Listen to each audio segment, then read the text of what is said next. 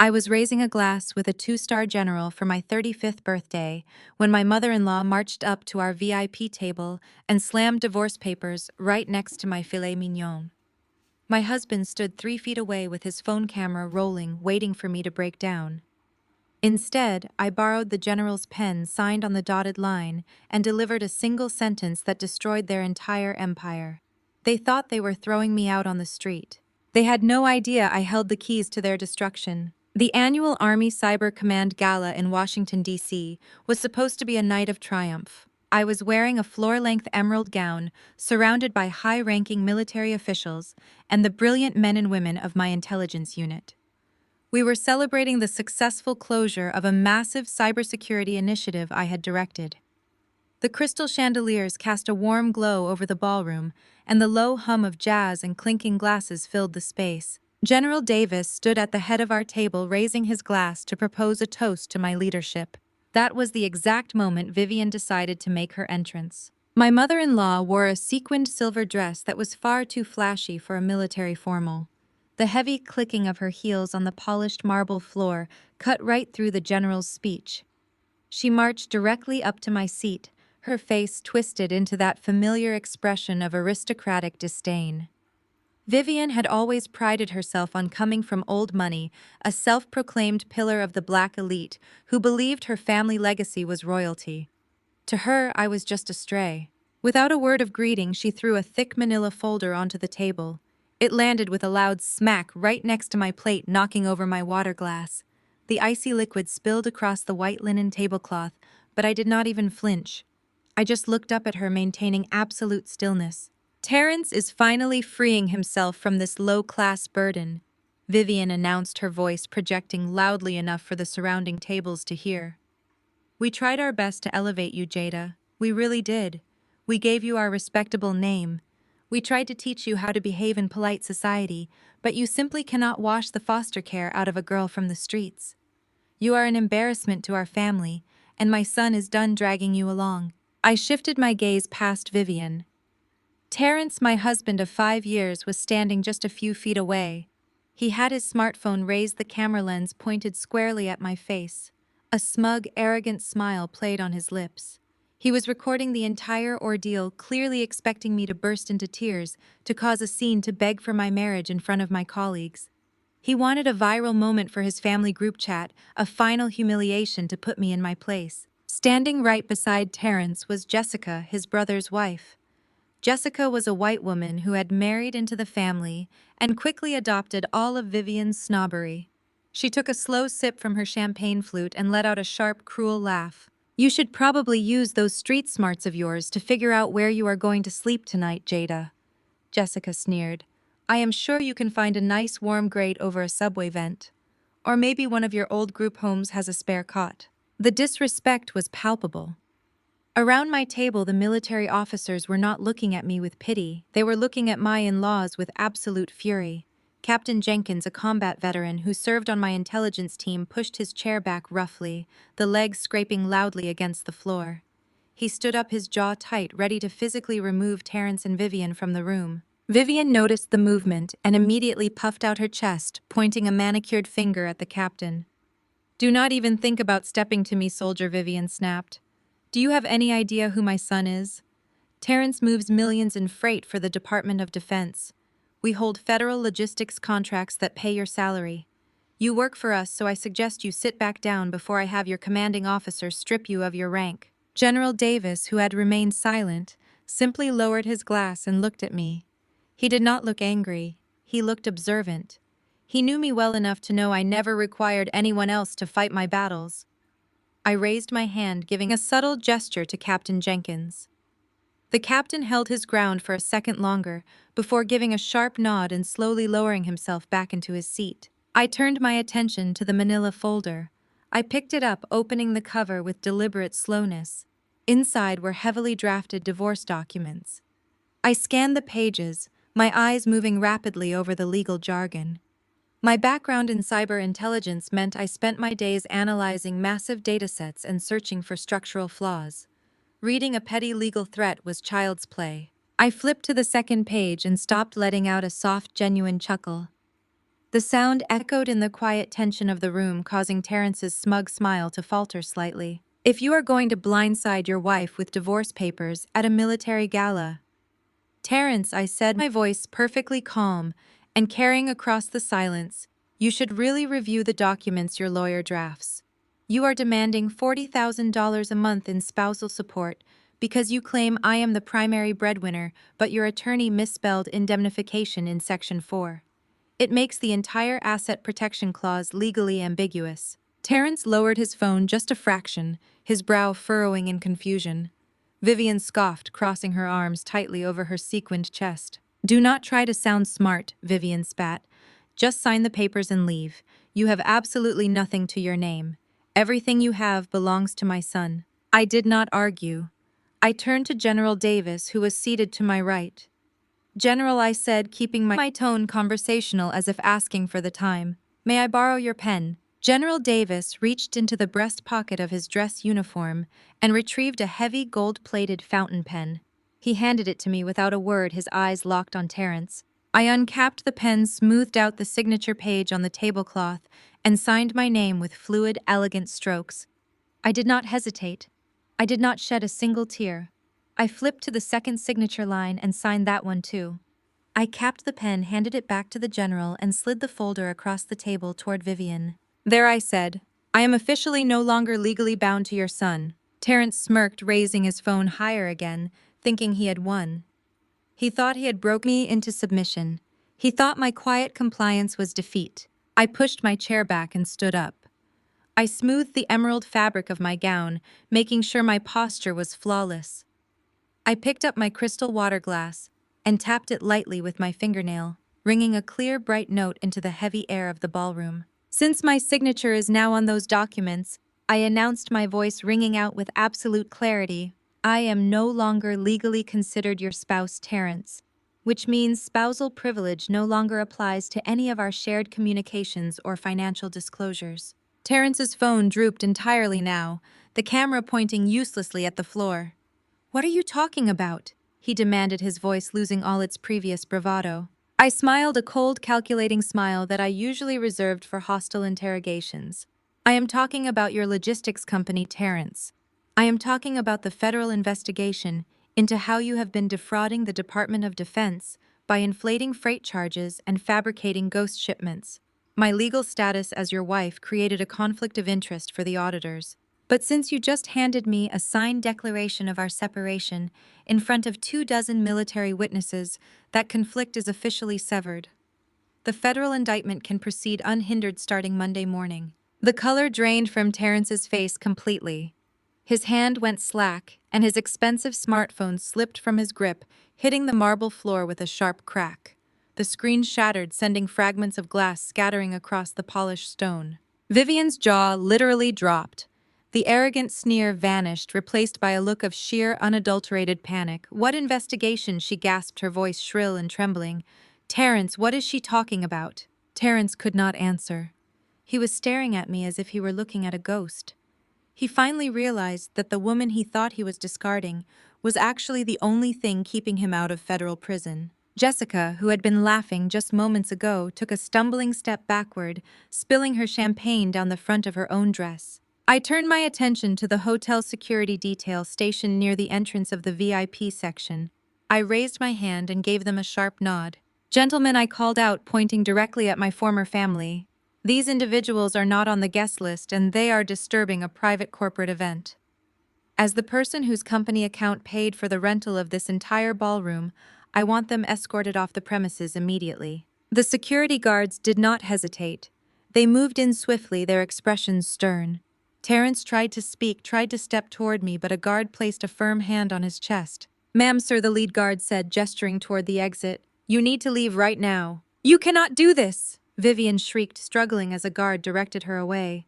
You are nothing without us, Jada. You hear me? Nothing. I picked up my water glass and took a slow, refreshing sip, watching them being marched out of the glowing ballroom and into the cold reality of the hallway.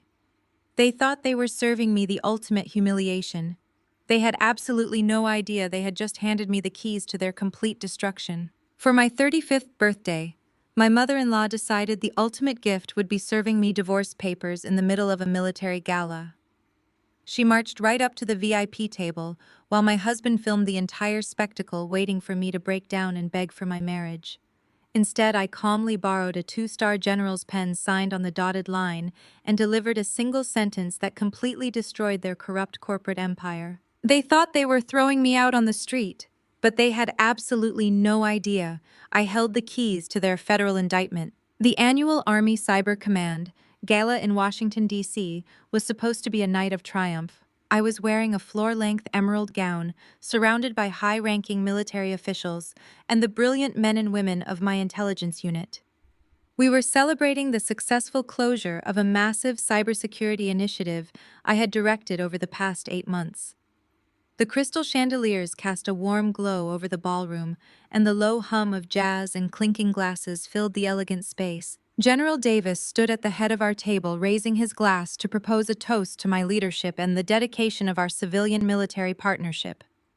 That was the exact moment Vivian decided to make her entrance. My mother-in-law wore a sequined silver dress that was far too flashy and entirely inappropriate for a military formal. The heavy clicking of her heels on the polished marble floor cut right through the general's speech, drawing the attention of nearly everyone in the room. She marched directly up to my seat, her face twisted into that familiar expression of aristocratic disdain. Vivian had always prided herself on coming from old money, a self-proclaimed pillar of the black elite in Maryland, who believed her family legacy was nothing short of royalty. To her, I was just a stray. Without a single word of greeting or any acknowledgement of the high-ranking officers sitting beside me, she threw a thick manila folder onto the table. It landed with a loud smack right next to my plate, knocking over my water glass. The icy liquid spilled across the pristine white linen tablecloth, but I did not even flinch. I just looked up at her, maintaining absolute stillness. "Terrence is finally freeing himself from this low-class burden," Vivian announced, her voice projecting loudly enough for the surrounding tables to hear clearly. "We tried our best to elevate you, Jada. We really did. We gave you our respectable name. We tried to teach you how to behave in polite society, but you simply cannot wash the foster care out of a girl from the streets. You are an embarrassment to our family legacy, and my son is absolutely done dragging you along." I shifted my gaze past Vivian. Terrence, my husband of 5 years, was standing just a few feet away.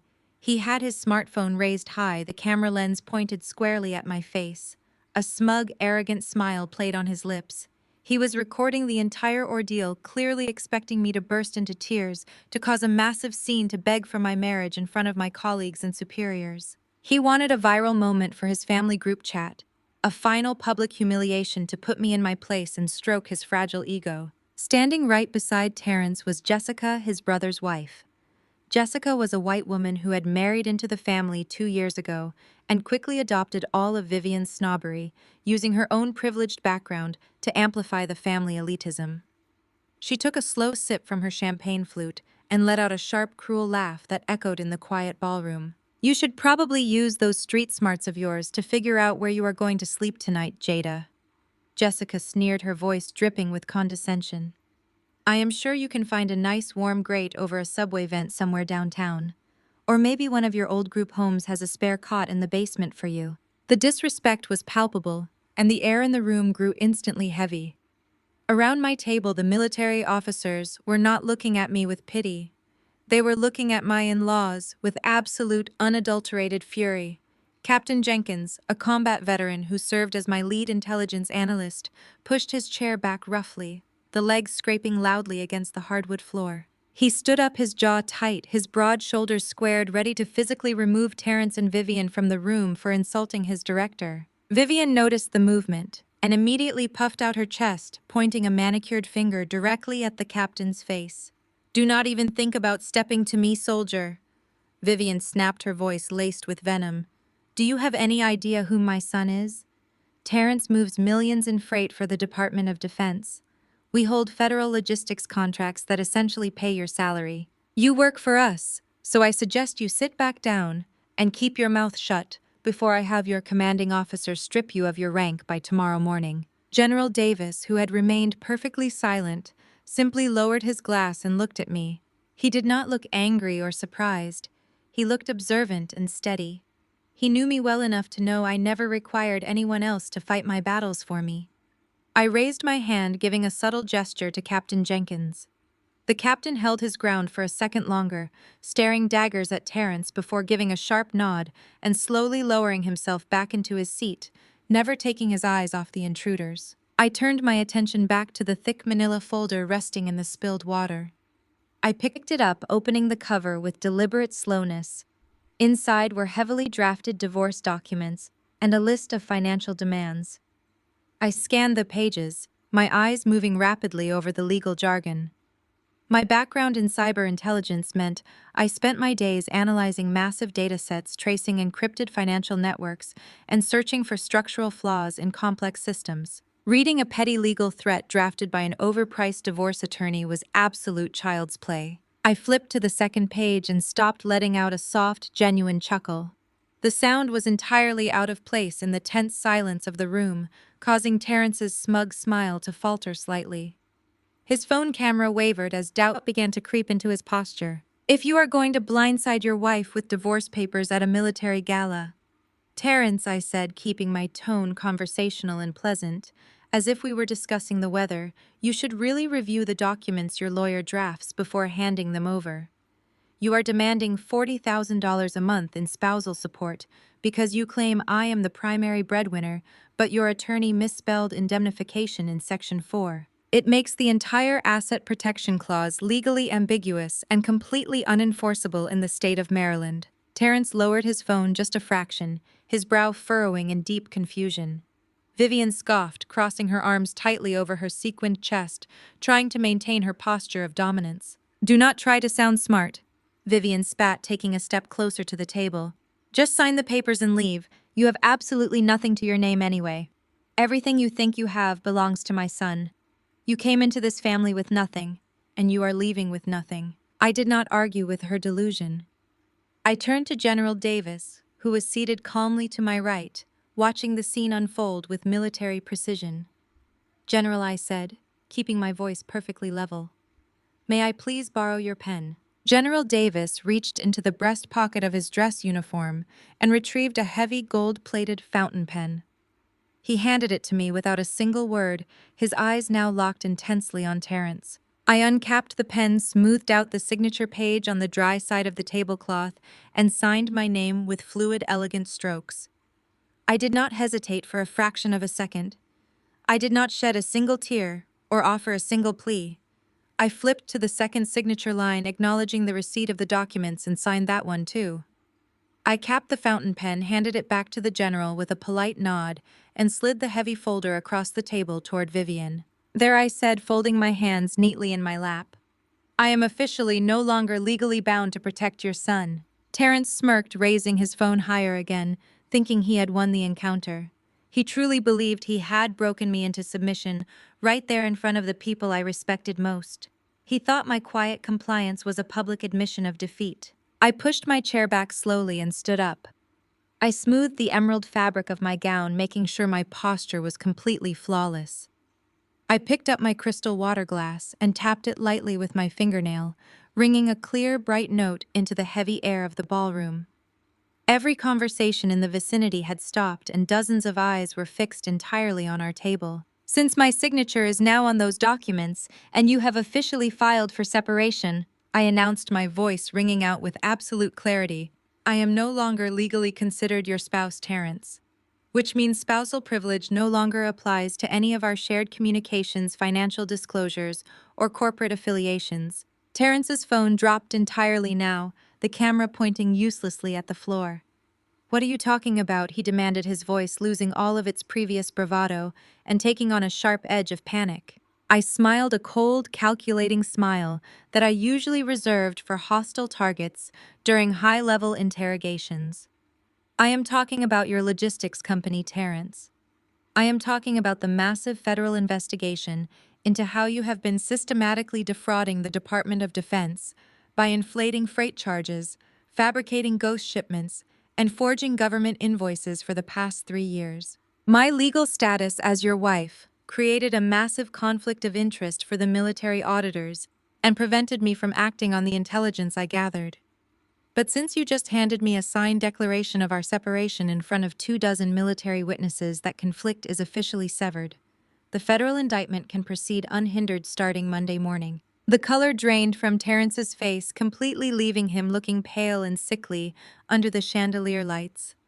His hand went slack, and his expensive smartphone slipped from his grip, hitting the marble floor with a sharp, loud crack. The screen shattered, sending small fragments of glass scattering across the polished stone. Vivian's jaw literally dropped. The arrogant sneer vanished from her face, replaced by a look of sheer, unadulterated panic. "What investigation?" She gasped, her voice shrill and trembling as she looked wildly between me and the military officers at the table. "Terrence, what is she talking about?" Terrence could not answer her. He was staring at me as if he were looking at a ghost. He finally realized that the woman he thought he was discarding like trash was actually the only thing keeping him out of federal prison. He had handed me the exact legal loophole I needed to destroy him. Jessica, who had been laughing just moments ago, took a stumbling step backward, spilling her champagne down the front of her own expensive dress. The elite confidence she carried vanished instantly as she realized her brother-in-law was facing federal charges. I turned my attention to the hotel security detail stationed near the entrance of the VIP section.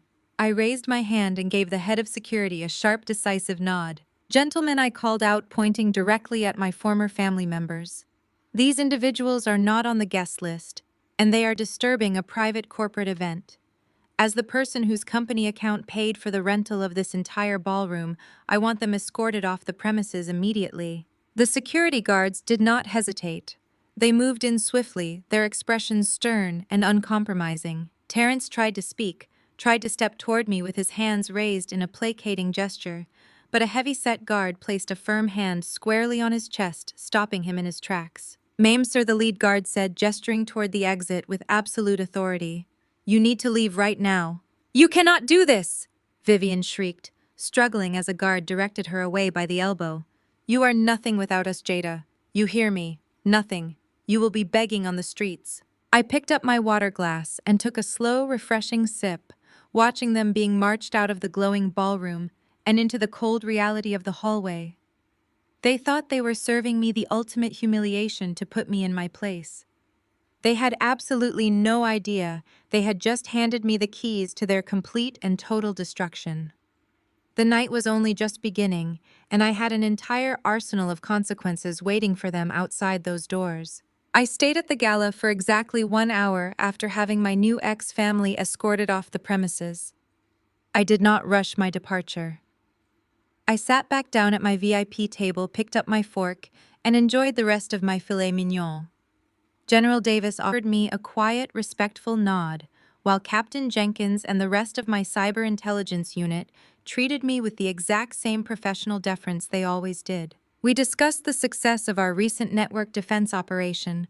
We shared a few lighthearted stories about our time stationed at Fort Meade, and we completely ignored the spectacular meltdown that had just occurred. That was the beauty of my world. In my circle, competence and loyalty were the only currencies that mattered. Vivian and Terrence, with their desperate need for high society validation and their constant posturing, could never understand a room where respect was earned rather than bought. When the dessert plates were finally cleared, I excused myself from the table, bidding my colleagues a warm good night.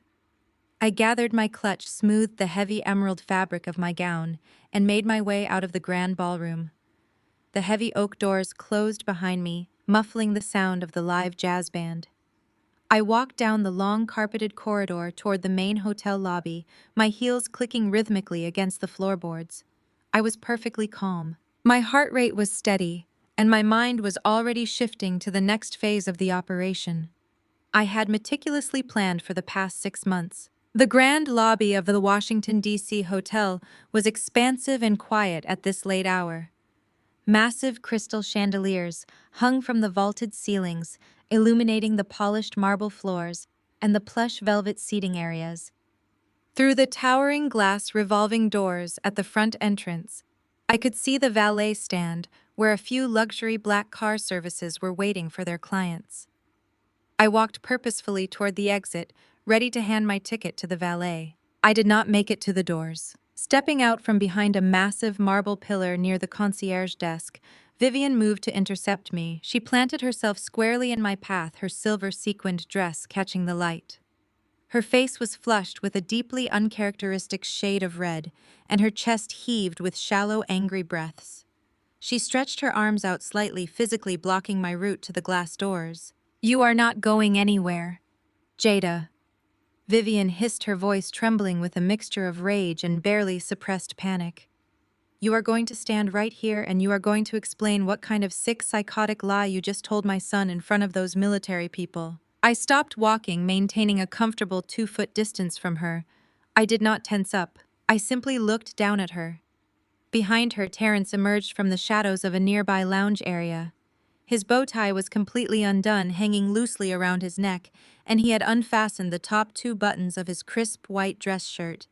He looked entirely disheveled, a stark contrast to the perfectly manicured, arrogant man who had been recording me just an hour ago. He marched up to stand beside his mother, his fists clenched tightly at his sides. "What kind of game are you playing?" Jada Terrence demanded, his voice echoing slightly in the cavernous lobby. The night concierge working behind the mahogany desk briefly looked up before quickly returning his eyes to his computer screen, pretending not to hear the disturbance. "I am not playing any games, Terrence," I replied, my tone dangerously even. "I gave you a very clear factual update regarding your legal and financial status." There was no ambiguity in my statement. "You are bluffing." Terrence shot back, taking a step closer to me. He let out a harsh, forced laugh, trying desperately to reclaim his alpha status. He ran a hand over his freshly lined-up haircut, looking around the empty lobby as if searching for an audience to validate him. "You think you can scare me with some nonsense about a federal investigation. You fix computers for the military, Jada. You sit in a cubicle and monitor firewall alerts. You do not have the clearance or the authority to know anything about my government logistics contracts. You are just a bitter, vindictive woman trying to save face because I finally decided to dump you." I tilted my head slightly, studying him. It was almost fascinating to watch a man who had benefited from my silence for so long genuinely believe he was the smartest person in the room.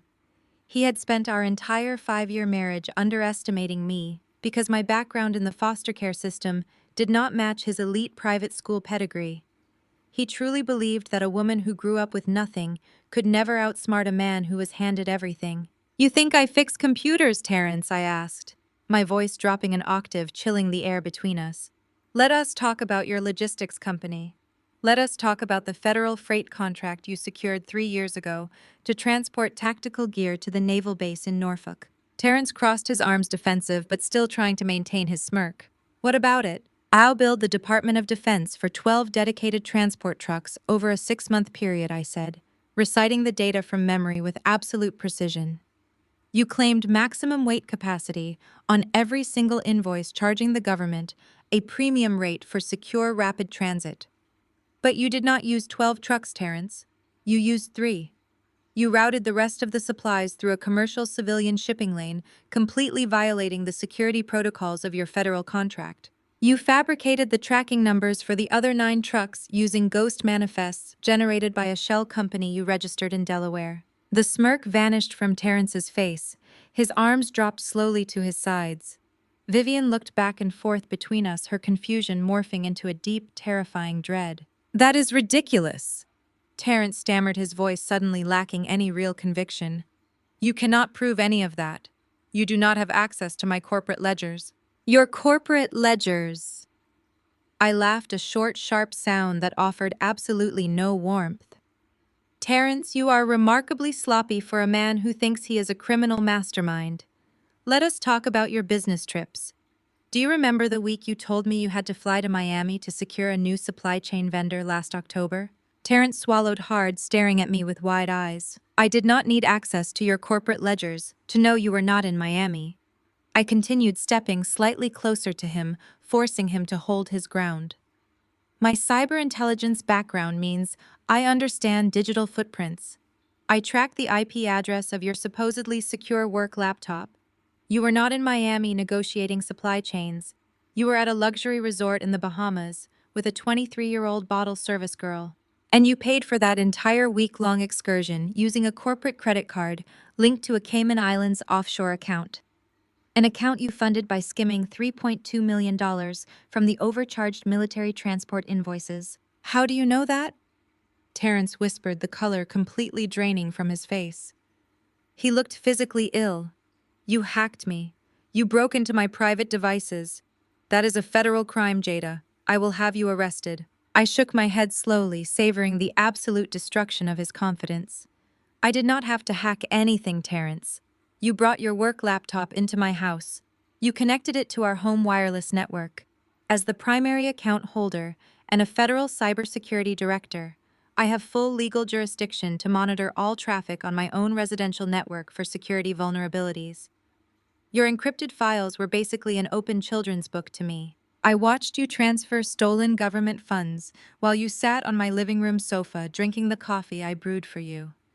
I watched you build a fraudulent empire while you and your mother sat at my dining table mocking my upbringing and calling me a low-class burden. Vivian let out a strangled gasp. She reached out and grabbed Terrence's arm, her manicured nails digging into his expensive suit jacket.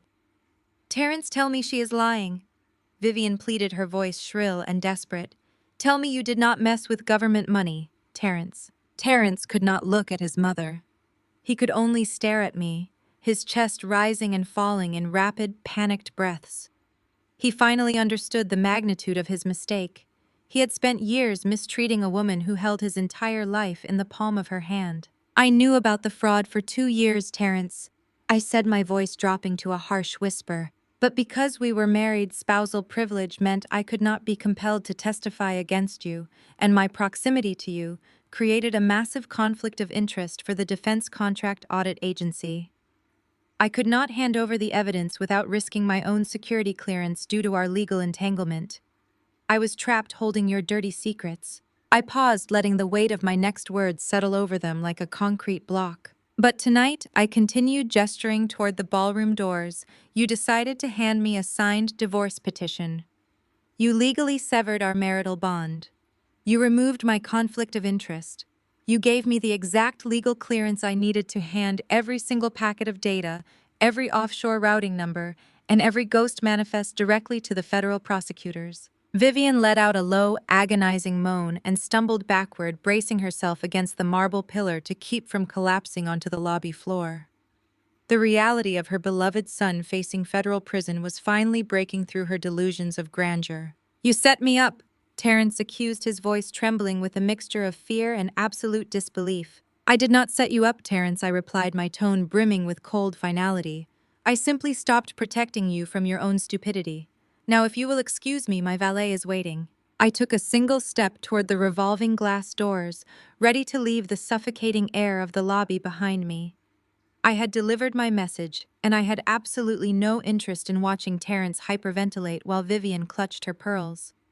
But before my heel could even strike the marble for a second step, a sharp, highly agitated voice called out, stopping me in my tracks. You are not walking away from us like this, Jada. Jessica pushed herself away from the velvet armchair where she had retreated just moments before. She marched forward, her expensive stiletto heels clicking aggressively against the floor until she inserted herself directly between me and the exit. She crossed her pale arms over her chest, lifting her chin in a desperate attempt to look physically imposing. Jessica was a woman who had spent her entire life weaponizing her whiteness and her family wealth, assuming that her mere presence was enough to intimidate anyone she deemed beneath her. She had spent the last 2 years treating me like the hired help, constantly making passive-aggressive comments about my natural hair, my unpretentious wardrobe, and my lack of a country club pedigree. Now she was stepping up to the plate, thinking she could save the family honor. She glared at me, her eyes wide and manic, trying to project a dominance she absolutely did not possess. You think you are so smart with your little federal threats? Jessica sneered, her voice dripping with venom. You think because you work for the military, you can just extort my brother-in-law and walk away clean? Let me tell you exactly what is going to happen now. I am going to make a phone call. My uncle sits on the executive board of 3 major media conglomerates in this city. I am going to tell him about the unstable, aggressive woman who just caused a massive security scene at a military gala. I will have journalists tearing apart your entire life by tomorrow morning. We will expose your pathetic group home background. We will dig up every piece of trash from your past, and we will plaster it across the internet. I will ruin your reputation so thoroughly that you will never work in a government building again. You will be blacklisted, Jada. You will be nothing. I did not blink. I did not flinch. I simply stood there and let her run out of breath. It was always fascinating to watch arrogant people empty their entire magazine of threats without realizing they were firing blanks. I slowly let my eyes travel over her, taking in the details of her appearance. She was wearing a custom silk gown that retailed for roughly $8,000. Around her neck sat a stunning diamond tennis necklace that easily cost another $15,000.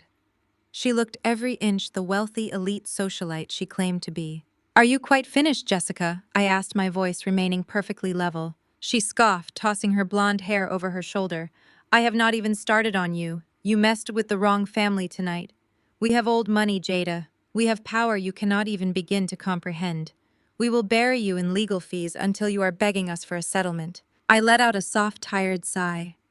I adjusted the strap of my clutch and took one deliberate step forward, forcing Jessica to either hold her ground or step back.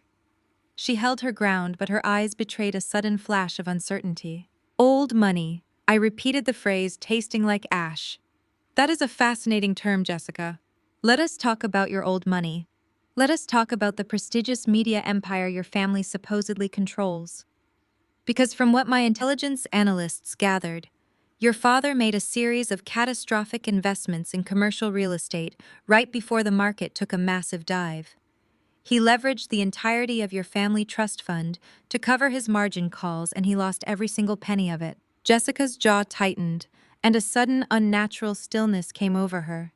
The arrogant flush in her cheeks began to recede. "What are you talking about?" she demanded, but her voice was significantly lower now, missing its previous theatrical volume. "I am talking about the fact that your famous trust fund has been completely dry for 36 months, Jessica." I said, my words striking her like physical blows. "You have been broke for 3 years. Your family is quietly drowning in debt, and your uncle has not sat on a media board since he was indicted for insider trading last spring." "That is a lie," Jessica whispered, throwing a panicked glance over her shoulder toward Vivian and Terrence. "She is lying, Terrence. Do not listen to her." "I am never lying when it comes to financial data, Jessica." I continued, my tone clinical and relentless, which brings me to a very interesting question. If your trust fund is completely empty, and your husband Andre has not held down a steady job since he failed out of his MBA program, how exactly are you paying for that $15,000 diamond necklace you are currently wearing? How are you paying the lease on your luxury SUV? How are you maintaining your country club memberships and your daily shopping sprees in Georgetown? Jessica swallowed hard, stepping backward defensively. Her hands dropped from her chest, and she instinctively reached up to cover the diamond necklace, as if trying to hide it from view. "It is none of your business," she stammered, her eyes darting nervously toward the valet stand, hoping for an escape route she had just tried to deny me. "Actually, it became my business the moment I started running forensic audits on Terrence's logistics company," I said. I raised my voice just enough to ensure Terrence, who was still standing a few feet away, recovering from the shock of his own impending federal indictment, could hear every single word clearly. Terrence lifted his head, his eyes locking onto my face. "What does she have to do with my company?" Terrence asked, his voice rough and confused. I kept my eyes fixed squarely on Jessica, watching the sheer terror wash over her features. "I will tell you exactly what she has to do with your company, Terrence. 12 months ago, a new vendor account was added to your corporate payroll, a consulting firm registered under the name Apex Logistics Solutions. This firm has been billing your company $25,000 a month for supposed supply chain optimization strategies." Terrence frowned, stepping out from behind Vivian. "Yeah, I approve that vendor. They subcontract our domestic freight routing. Why?" "They do not route anything, Terrence," I said, turning my gaze to him. "Apex Logistics Solutions is a shell company. It has no employees, no office, and no freight contracts. The corporate entity is registered to a post office box in Delaware, and the sole proprietor listed on the banking charter is your lovely sister-in-law, Jessica." The lobby plunged into a dead, heavy silence. The only sound was the distant hum of the elevator banks and the faint traffic outside the glass doors. Terrence froze. He blinked slowly, trying to process the information. He looked at me, and then slowly turned his head to look at Jessica. You have been so incredibly busy stealing millions of dollars from the Department of Defense, Terrence, that you completely neglected to monitor your own internal accounts. I explained, my voice echoing in the vast marble space. You thought you were so brilliant hiding your fraud from the government. But you were so arrogant and so careless that you did not even notice Jessica bleeding your company dry right under your nose. She has siphoned over $300,000 from your operating budget this past year, just to keep up the illusion that she is still a wealthy socialite. She is funding her designer wardrobe with the exact same dirty money you stole from the federal government. Terrence's breathing became heavy, erratic. The panic of his own arrest was momentarily eclipsed by the blinding rage of ultimate betrayal. He had spent years looking down on me, protecting his wealth from the foster kid he married, only to find out that the white sister-in-law he worshipped and respected had been robbing him blind. Jessica, Terrence said, his voice dangerously low, a menacing growl that made Vivian physically jump. Tell me she is lying. Tell me right now that you did not touch my corporate accounts. Jessica backed away, her face completely drained of color. She looked as pale as a ghost, her hands trembling violently by her sides. Terrence, I can explain, she pleaded, her voice cracking. Andre and I just needed a temporary loan to cover some expenses. We were going to pay it back, I swear. We just needed to keep up appearances until the market turned around. You stole from me, Terrence roared, taking a sudden aggressive step toward her. His face contorted with a violent, furious betrayal. I am facing federal prison because of this company, and you have been treating my operating budget like your personal piggy bank. Jessica let out a sharp cry and scrambled backward, hiding behind a luggage cart near the concierge desk, terrified of his explosive anger. I watched the family turn on each other like a pack of starving wolves. The loyalty they had just been bragging about, the elite legacy they claimed to protect, was completely evaporating in real time. They were tearing each other apart, and I had not even lifted a finger. All I did was shine a light on the truth they had been hiding in the dark. The drive from downtown Washington, D.C. to my upscale neighborhood in Maryland should have been a quiet victory lap. The heavy rain was coming down in thick sheets, washing the city streets clean, and I felt a profound sense of absolute clarity. I had just severed the dead weight of my toxic marriage and completely dismantled my in-laws' fraudulent corporate empire. My plan for the evening was incredibly simple. I wanted to drive home, pack a few essentials, secure my personal encrypted hard drives, and spend the weekend at a luxury hotel downtown. I wanted a hot bath, a glass of expensive wine, and a good night's sleep before the federal indictments hit the news cycle on Monday morning. I turned the steering wheel, navigating the familiar winding roads of my neighborhood. The large manicured lawns and stately brick townhouses usually offered a sense of deep peace. But my ex-family was nothing if not predictably desperate. As I pulled up to my property, the bright headlights of my car cut through the heavy downpour and illuminated a white commercial van parked squarely in my driveway. A local locksmith logo was prominently painted on the side panel. I put my car in park, turned off the ignition, and grabbed my umbrella. I stepped out into the freezing rain, but I did not rush. I walked up my paved driveway with deliberate, measured steps, the cold water splashing against my designer heels. Standing under the warm glow of my porch light, perfectly shielded from the storm, were Terrence's brother Andre and his wife Jessica. Jessica had clearly rushed straight here from the hotel lobby. Her expensive silk gown was damp and muddy at the hem, and she was clutching her heavy winter coat tightly around her shoulders to ward off the chill. She looked absolutely manic, her eyes wide with a desperate, frantic need for revenge. Andre was standing right beside her, wearing a casual dark tracksuit, his arms crossed firmly over his chest. He looked like a man who genuinely believed he was in charge of the situation. A man in a thick work uniform was kneeling at my front door, a heavy industrial drill in his hands.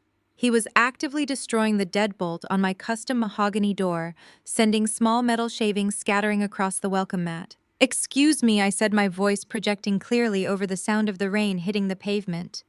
"What exactly is going on here?" The locksmith stopped drilling immediately and looked over his shoulder. His expression was caught between genuine confusion and professional detachment. Before he could speak, Jessica stepped forward. Her previous terror from the hotel lobby was completely replaced by a desperate smugness. She had clearly received emergency orders from Vivian and thought this was her ultimate chance to regain the upper hand and put me back in my place. She held up a thick folded document, waving it in the air like a winning lottery ticket. "You are locked out, Jada," she announced, a victorious, cruel smile stretching across her face. "You thought you could just destroy our family and walk back into this beautiful house. Vivian called us the second you walked away from the valet stand. She told us to secure the family property before you could sneak in and steal anything else." Andre puffed out his chest, stepping directly in front of the door to physically block my path. He was a slightly taller version of Terrence, with the exact same arrogant set to his jaw. "Look, Jada," Andre said, his tone dripping with fake exaggerated sympathy. "We know you are upset about the divorce papers, but you cannot be here anymore. This house belongs to our family. Vivian transferred the property deed to Jessica and me about an hour ago to keep it safe from you. You need to turn around and leave before this gets incredibly ugly." I stood under my umbrella, listening to the heavy rain hit the fabric above my head. It was genuinely astonishing how financially illiterate this entire family was. They operated purely on blind entitlement and arrogant assumptions. Terrence had manipulated me into putting this house under a corporate holding company 3 years ago, claiming it would protect our marital assets from heavy property taxes. Vivian, being the controlling matriarch of their family business, assumed she managed that holding company simply because her signature was on the original articles of incorporation. She truly thought she could just draft a quick transfer document and hand my home over to her other son to punish me. I looked past Andre and addressed the locksmith, who was now standing up slowly, clearly uncomfortable with the domestic dispute unfolding on the porch. "Sir," I said, keeping my voice perfectly calm and authoritative, "I am the sole legal owner of this property. If you drill 1 more millimeter into that lock, I will have you arrested for destruction of private property, and I will personally sue your company for trespassing." Jessica laughed, a shrill, grating sound that cut through the storm. "Do not listen to her," she told the workman, pointing an accusing finger at me. "She is just a bitter ex-wife who got served divorce papers tonight. Here is the official paperwork." She shoved the folded document toward the locksmith's chest. "Vivian signed this house over to us legally. Jada has absolutely no right to step foot inside. We are keeping it in the family where it belongs. She is just mad because she is going back to the projects." I took a step up onto the porch, closing my umbrella and shaking the water from the canopy. Andre immediately shifted his weight, stepping directly into my personal space. He crossed his arms again, his body language overtly aggressive and threatening. "I said you need to leave right now, Jada," he growled, leaning down slightly to intimidate me. "You are not getting inside this house. You can come back tomorrow afternoon and pack up your cheap clothes while we watch you. But tonight you are sleeping somewhere else. Go find a shelter." I looked at Andre's chest and then slowly raised my eyes to his face. My military training and my extensive self-defense background meant I knew exactly how to dismantle his center of gravity and drop him onto the wet concrete in less than 3 seconds. It would have been incredibly satisfying to watch him fall. But physical altercations were messy, unpredictable, and they gave manipulative people like Jessica the perfect opportunity to play the helpless victim. I did not fight my battles with my fists. I fought my battles using ink, financial data, and federal authority. "You are holding a piece of paper that Vivian signed?" I asked, looking calmly at Jessica. "Yes," Jessica sneered, pulling the document back and holding it tightly against her chest, as if I might try to snatch it away. "A legal transfer of the holding company assets executed by the primary shareholder. You are officially homeless, Jada." I nodded slowly, letting a cold, highly satisfied smile touch my lips. "That is a fascinating legal theory, Jessica," I replied, my voice completely devoid of any panic. "Because Vivian cannot transfer an asset she does not legally own. And both of you are currently trespassing on my private property." I reached into my tailored coat pocket and pulled out my smartphone. I unlocked the screen and looked at the two of them, watching their smug confidence falter just a fraction. "I am going to make one phone call," I said, tapping the screen. And when the local police arrive, we will see exactly who is sleeping on the streets tonight. I pressed the green call button on my screen and lifted the phone to my ear. The emergency dispatcher answered almost immediately. I identified myself, clearly stating my full name and my exact address. I informed the operator that I had two hostile individuals actively attempting to drill through the locks of my front door and that they were acting aggressively when confronted. I requested an immediate patrol unit to secure the premises. Jessica laughed again, pulling her heavy coat tighter around her shoulders. She actually thought I was bluffing. She truly believed that because her family had money, she was entirely above the law and immune to consequences. Andre stepped closer to the edge of the porch, pointing a rigid finger at my face.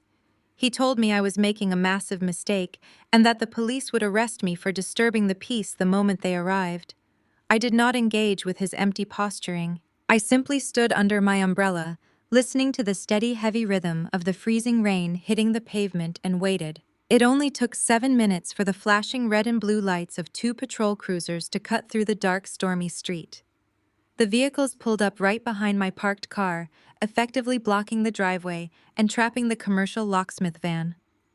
Two officers stepped out into the rain, shining their heavy tactical flashlights toward the porch. The moment the officers approached the steps, Jessica instantly shifted her entire demeanor. It was a masterclass in weaponized victimhood. Her smug arrogance vanished completely, and she suddenly burst into loud, theatrical tears. She rushed down the steps, her expensive silk dress dragging through the mud and puddles. She approached the officers with her hands raised defensively, pointing back at me, her voice trembling and breathless. "Officer, thank God you are here!" Jessica cried out, swiping at her eyes frantically. "We are just trying to secure our family home, and this woman showed up acting completely erratic. She is being incredibly aggressive and threatening us. She refuses to leave our property, and we are terrified of what she might do." I did not raise my voice. I did not move defensively. I knew exactly how this specific game was played.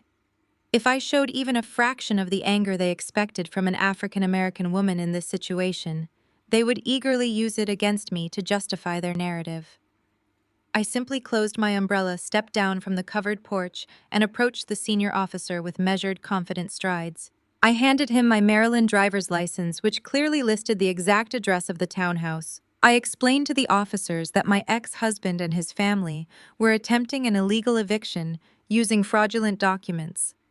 Jessica eagerly shoved Vivian's signed transfer paper into the officer's hands, claiming it was absolute proof of ownership and demanding that I be removed in handcuffs. The officer pulled out his flashlight, wiping the rain from his eyes to examine the wet piece of paper. I then pulled out my encrypted military-grade tablet, which I always carried in my work tote. I unlocked the screen and opened the secure state property registry, along with the official corporate ownership filings. I walked the officers through the data methodically. I explained that Terrence had transferred the deed of this house to a corporate holding company named Vanguard Estates 3 years ago. Vivian assumed she controlled Vanguard Estates entirely because she was listed as the original managing director. But what Vivian and Terrence completely failed to realize was that Vivian had recklessly used Vanguard Estates as collateral to secure a massive private loan for her failing boutique real estate firm. She had defaulted on that loan exactly 6 months ago. The primary creditor who assumed full legal ownership of Vanguard Estates and all of its physical assets upon her default was a private equity firm. A firm that I legally owned and operated as a quiet, highly profitable side investment. The senior officer scrolled through the digital state records, verifying the corporate acquisition dates and matching the entity names to my federal identification. He looked at Jessica's soggy, useless paper and then looked back at my ironclad digital registry. The locksmith, who had been standing awkwardly to the side trying to stay out of the rain, heard the entire legal explanation. He looked at Jessica's fake deed and then looked at the official state registry on my tablet. Without a single word, he packed up his heavy industrial drill, threw his tool bag over his shoulder, and marched straight to his commercial van. He started the engine and reversed aggressively onto the wet grass to maneuver around the police cruisers speeding away and leaving Andre and Jessica looking completely foolish. The senior officer handed Jessica's wet paper back to her, shaking his head. He informed them that the document they were holding was entirely void and carried absolutely no legal weight. He stated clearly that they were officially trespassing on my private property and ordered them to leave the premises immediately or face arrest for attempted breaking and entering. Andre tried to argue, puffing his chest out at the officer and raising his voice. The second officer instantly unclipped his handcuffs and issued a stern, sharp warning about disturbing the peace. Andre backed down instantly, raising his hands in surrender. They were forced to step off my covered porch and out into the freezing, relentless downpour. They had no umbrella and no car, since they had ridden over with the locksmith who had just abandoned them. Just as they were standing in the mud, shivering violently, and arguing with each other about whose fault this absolute disaster was, a sleek black sedan sped down the street and swerved aggressively into the driveway. The tires screeched loudly on the wet pavement. Terrence threw open the car door and stepped out into the storm. His tailored suit was still ruined from our hotel lobby confrontation, and he looked completely unhinged, his eyes wild with panic. Terrence demanded to know what the police were doing at his house and why his brother was standing in the rain. Andre yelled back that it was not his house anymore, and that I had tricked them all out of the property. Terrence looked at me standing dry and secure on my illuminated porch. He screamed at me, asking where he was supposed to sleep since I had frozen all his banking access and locked him out of his own home. I walked over to the side of the porch where I had noticed a heavy black trash bag sitting near the recycling bins. I picked it up and tossed it effortlessly over the railing. It landed with a heavy metallic clatter right at Terrence's expensive leather shoes. It was his custom set of golf clubs and a few tailored suits I had bagged up earlier that week in preparation for this exact night. I told him he could sleep in his car, or maybe Jessica could use her empty trust fund to book him a luxury hotel room downtown. Terrence snapped his head toward Jessica, the cold rain plastering his hair to his forehead. He suddenly remembered the hotel lobby revelation about her stealing $300,000 from his logistics company. The reality of his impending federal charges and his sudden homelessness collided with the sheer betrayal of his own family. He lunged toward Jessica, screaming about the stolen money and demanding she pay him back right there in the driveway. Andre immediately stepped in to defend his wife, shoving his brother backward. The two men began physically fighting in the mud, grabbing each other's ruined suits and swinging wildly right in front of the flashing lights of the police cruisers. The officers immediately intervened, shouting commands and pulling the two brothers apart. They shoved Terrence against the hood of his sedan and threatened to arrest them both for public assault if they did not leave the neighborhood that exact second. I did not stay to watch the rest of the miserable circus unfold. I simply turned around, walked through my front door, and locked it securely behind me. The heavy deadbolt clicked into place, shutting out the noise of the storm and the pathetic screaming of the men outside. I took a deep breath, letting the quiet warmth of my home wash over me. I had a hot bath waiting and a final federal indictment packet to review before Monday morning. The hot water of my soaking tub worked wonders, washing away the physical chill of the freezing rain and the lingering grime of the hotel gala. I poured myself a generous glass of Cabernet and settled into the warmth. My encrypted tablet was propped securely on the marble vanity, displaying the final federal indictment packet for Terrence's logistics company. I scrolled through the pages of evidence, the forged invoices, the offshore routing numbers, the undeniable proof of his federal fraud. It was a masterpiece of forensic accounting, and by Monday morning, it would officially be in the hands of the Department of Justice. I was just about to close the file and finally get some sleep when the security interface on my tablet chimed sharply. Motion was detected at the front door. I tapped the screen, pulling up the exterior camera feed. The situation outside had apparently escalated. Two new police cruisers were now parked on the street alongside the initial responding units. A heavy-set police sergeant with silver hair was standing squarely on my front porch. Right behind him was Jessica. She had a thick, reflective emergency blanket draped tightly over her muddy silk gown. She was shivering violently and sobbing into her hands while Andre paced nervously back and forth near the driveway. I drained the last sip of my wine, set the glass down, and stood up. I dried off quickly and tied my heavy silk robe tightly around my waist. I walked downstairs, my bare feet padding softly against the hardwood floors. I unlocked the deadbolt and pulled the front door open just as the sergeant was raising his fist to knock. The moment the door opened, Jessica unleashed an absolute masterclass in weaponized tears. She lunged forward slightly, pointing a trembling, pale finger directly at my face. Her voice pitched into a fragile, breathless wail designed specifically to elicit sympathy and protective instincts from the officers. "That is her!" Jessica cried out, her voice breaking perfectly on cue. "That is the woman. She is a hostile squatter. She has been acting completely erratic, and she threatened us physically when we simply tried to enter our own family home. Officer, you have to do something. She is incredibly aggressive, and I am terrified for my life standing here." It was a deeply calculated performance. Jessica was pulling every single string of her racial and social privilege. She was a wealthy, distressed white woman standing in the freezing rain, deliberately trying to paint a calm, successful African-American woman as a dangerous, aggressive threat, simply for standing inside her own home. She fully expected the police sergeant to take one look at her tears, take her word as absolute gospel, and drag me out of my house in handcuffs. The sergeant held his hand up, signaling for Jessica to step back and calm down. He turned his attention to me, his expression serious and evaluating. He kept his stance cautious, trying to navigate a highly charged domestic dispute.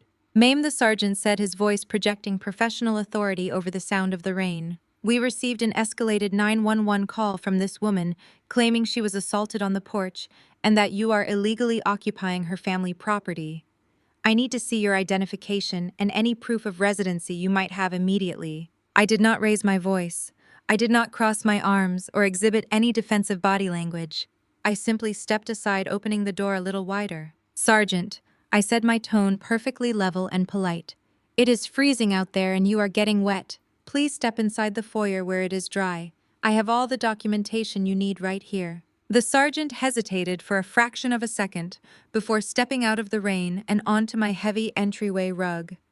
Jessica immediately tried to follow him inside, eager to maintain her proximity to authority. But I held my hand up and the sergeant turned around, stopping her. He ordered her to remain on the porch with the other officers until he assessed the situation. I gently pushed the heavy front door, leaving it open just a crack, so she and Andre were stuck out in the cold listening to every single word. I walked over to the console table in the hallway and picked up my encrypted tablet. I woke the screen and opened the official corporate registry files and the state property deeds. I handed the tablet directly to the sergeant. "I want to be very clear about what is happening tonight." I explained, my voice steady and completely unbothered by Jessica's loud sobbing outside. "My ex-husband Terrence manipulated me into transferring the deed of this house into a corporate holding company called Vanguard Estates 3 years ago. He claimed it was a standard wealth management strategy to protect our marital assets from heavy property taxes. What he actually did was list his mother Vivian as the managing director of that holding company, giving her the illusion of control." The sergeant frowned, looking down at the digital paperwork on the illuminated screen. He scrolled past the original incorporation documents bearing Vivian's signature. "Vivian believed she owned this property outright." I continued, pacing slowly in the warm foyer. "She believed it so thoroughly that she used Vanguard Estates and the equity of this physical house as collateral to secure a massive covert loan. She needed an immediate injection of capital to keep her failing boutique real estate firm afloat and to maintain her lavish high society lifestyle." I tapped the screen of the tablet, switching the view to a highly detailed financial ledger. "But Vivian is a terrible businesswoman," I said. "She defaulted on that high-interest loan exactly 6 months ago. According to the absolute letter of the contract, she signed the primary creditor, assumed full legal ownership of Vanguard Estates and all of its physical assets the moment she missed her final grace period payment." The sergeant studied the financial transfer documents. His eyes tracked the legal jargon confirming the lawful seizure of the corporate entity due to non-payment. He looked up at me, his brow furrowed in concentration. "And who is the primary creditor?" the sergeant asked. I smiled a cool, professional smile. "The primary creditor is a private equity firm that I solely own and operate as a secondary investment portfolio. I recognized my mother-in-law's desperate financial maneuvering months ago. I quietly purchased her debt through my firm, ensuring that when she inevitably defaulted, the absolute legal ownership of this holding company and this exact house reverted entirely back to me. I am the sole managing director of Vanguard Estates. I am the only legal owner of this property. The sergeant stood in my foyer staring at the undeniable digital seals from the state registry. He was a veteran officer who had likely responded to hundreds of domestic disputes, but he had clearly never seen a financial trap executed with such flawless military precision. He scrolled through the documents one last time, verifying that my federal identification perfectly matched the corporate ownership records. He handed the tablet back to me. His expression hardened significantly, but the suspicion was no longer directed at me. He realized with absolute clarity that he had been dragged into the freezing rain and lied to by a woman attempting to use the police department as her personal eviction squad. "I apologize for the intrusion, ma'am," the sergeant said, his tone shifting to one of deep professional respect. "Your documentation is perfectly in order." He turned around and pushed the front door wide open, stepping back out onto the covered porch.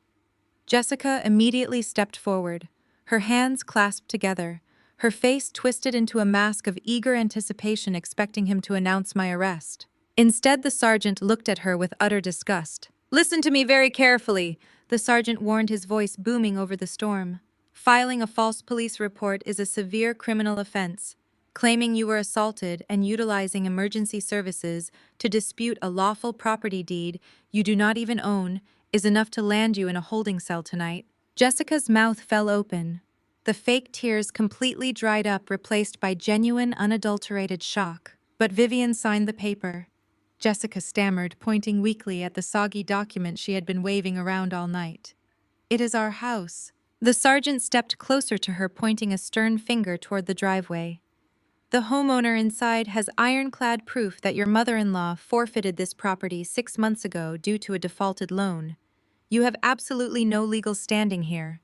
You and your husband are going to walk down that driveway, get off this property, and leave this neighborhood immediately.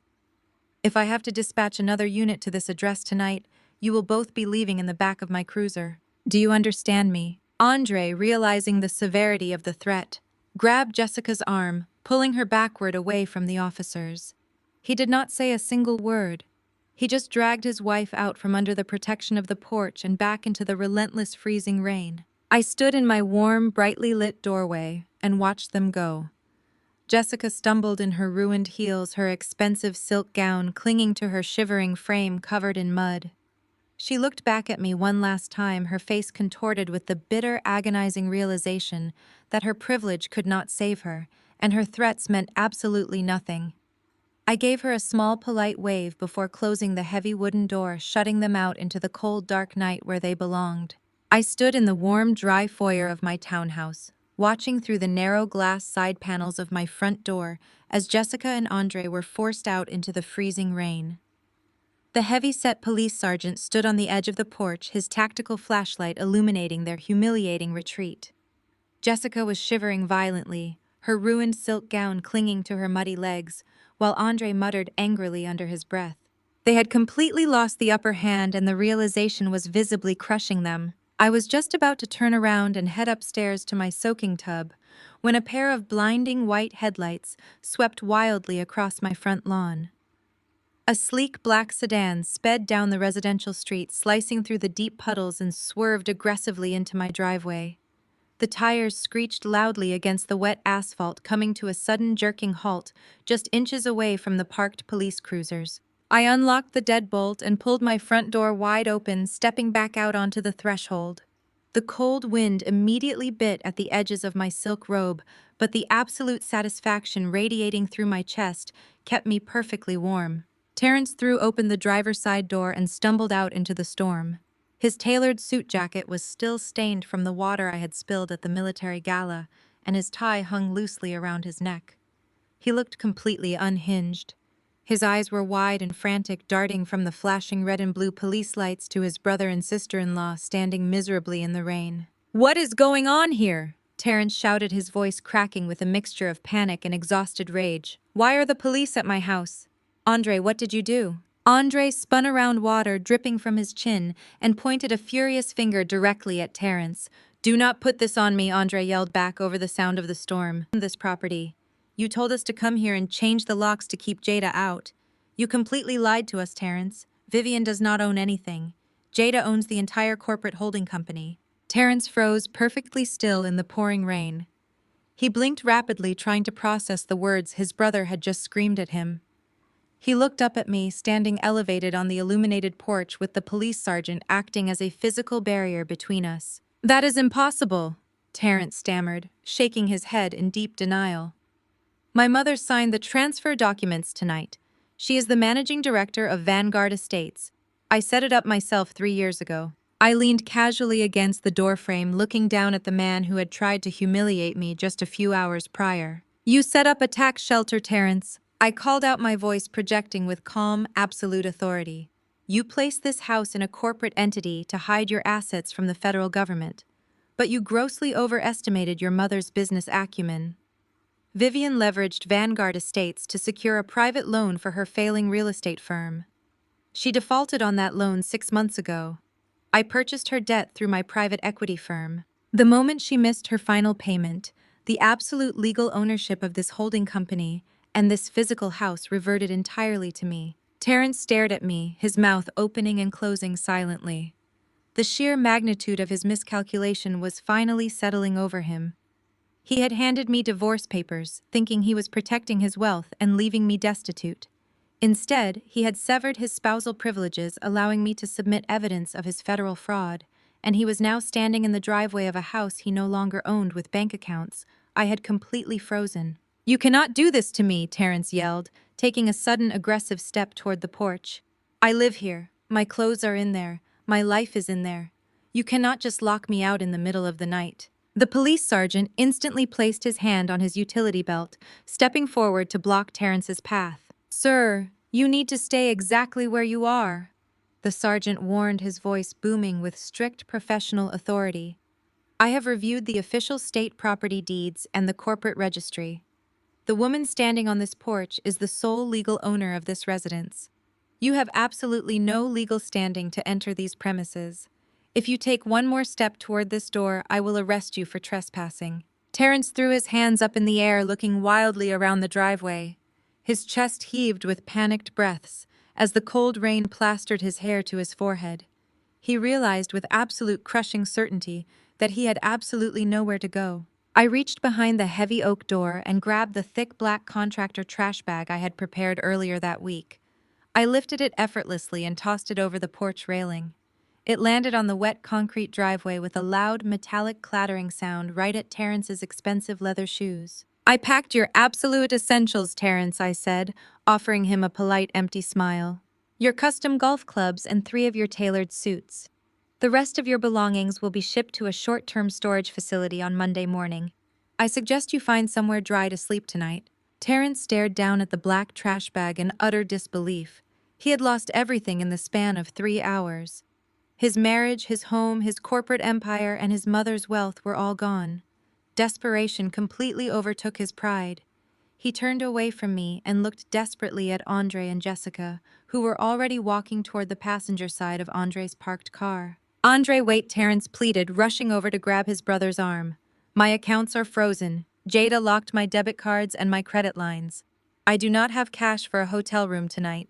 Let me crash at your place in Georgetown just for the weekend until I can call my lawyers and sort this out. Jessica spun around, her face contorted with bitter, vicious anger.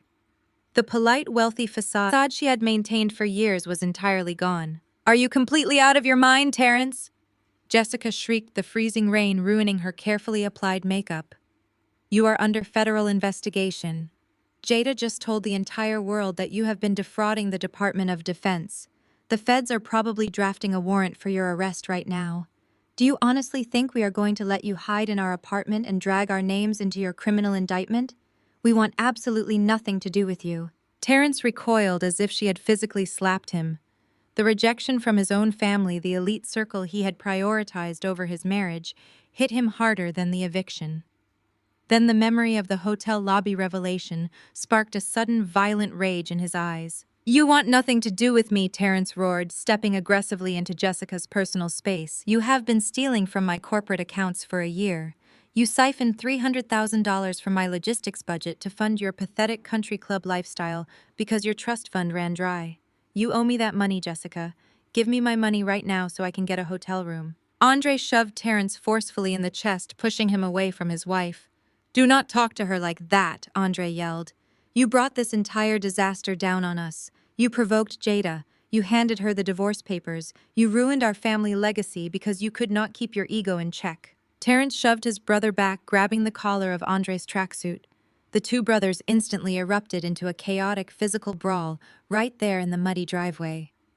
They swung wildly at each other, slipping on the wet asphalt and crashing hard against the side of Terrence's luxury sedan.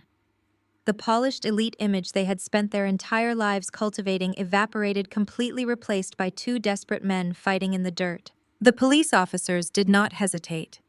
The sergeant and his partner rushed forward, shouting loud, authoritative commands over the storm. They physically ripped Terrence and Andre apart, shoving them against the respective vehicles. Enough, the sergeant bellowed, shining his heavy flashlight directly into Terrence's face. You are both acting like unruly children. I am giving you exactly one warning. Get in your vehicles and leave this neighborhood immediately. If I see either of you throw another punch, I am arresting you both for public assault and disturbing the peace. Terrence stood panting heavily, wiping a mixture of rain and mud from his face. He looked at Andre, who was already ushering a shivering, sobbing Jessica into the passenger seat of their car. Andre did not even look back at his brother. He slammed the car door shut, got into the driver's seat, and sped away down the dark street, leaving Terrence completely alone in the driveway. Terrence looked down at the black trash bag containing his golf clubs. He slowly bent down, picked up the heavy bag, and dragged it toward the trunk of his sedan. He looked utterly defeated, a broken shell of the arrogant man who had tried to humiliate me at the military gala. He paused before getting into his car and looked up at the porch one last time. Our eyes met through this driving rain. There was no smugness left in his gaze, only a deep, terrifying realization that he had engineered his own downfall. I did not offer him a parting word. I simply stepped back into my beautiful, warm home, closed the heavy mahogany door, and locked the deadbolt securely into place. I walked upstairs, poured the rest of my wine, and prepared for the next phase of the operation. Terrence thought the worst was over, but the federal ambush waiting for him at the Pentagon Visitor Center was only just beginning. 2 days passed in absolute blissful silence. I spent my weekend exactly as I had planned, enjoying the warmth of my townhouse, sipping an expensive vintage Cabernet, and finalizing the massive digital evidence packet that would officially end Terrence's freedom. By Monday morning, I was back in my natural element. The Pentagon is a sprawling fortress of strict protocol, absolute order, and unyielding routine. As the director of a specialized cyber intelligence unit, my office was located deep within a highly secure, restricted wing of the building. The air was cool and scrubbed clean, humming with the low, steady vibration of encrypted servers and top-tier analysts, hard at work. I was wearing a tailored navy blue suit, my hair pulled back into a flawless professional bun. I was sitting at my desk, reviewing the final transmission logs for the Defense Contract Audit Agency, when the secure line on my console chimed sharply. I picked up the receiver, expecting a routine morning briefing from one of my intelligence team leads. Instead, it was the head of security stationed down at the main visitor center. He sounded deeply unamused and highly alert. He informed me that 2 civilians identifying themselves as my husband and my mother-in-law were currently in the lobby, causing a massive public disturbance.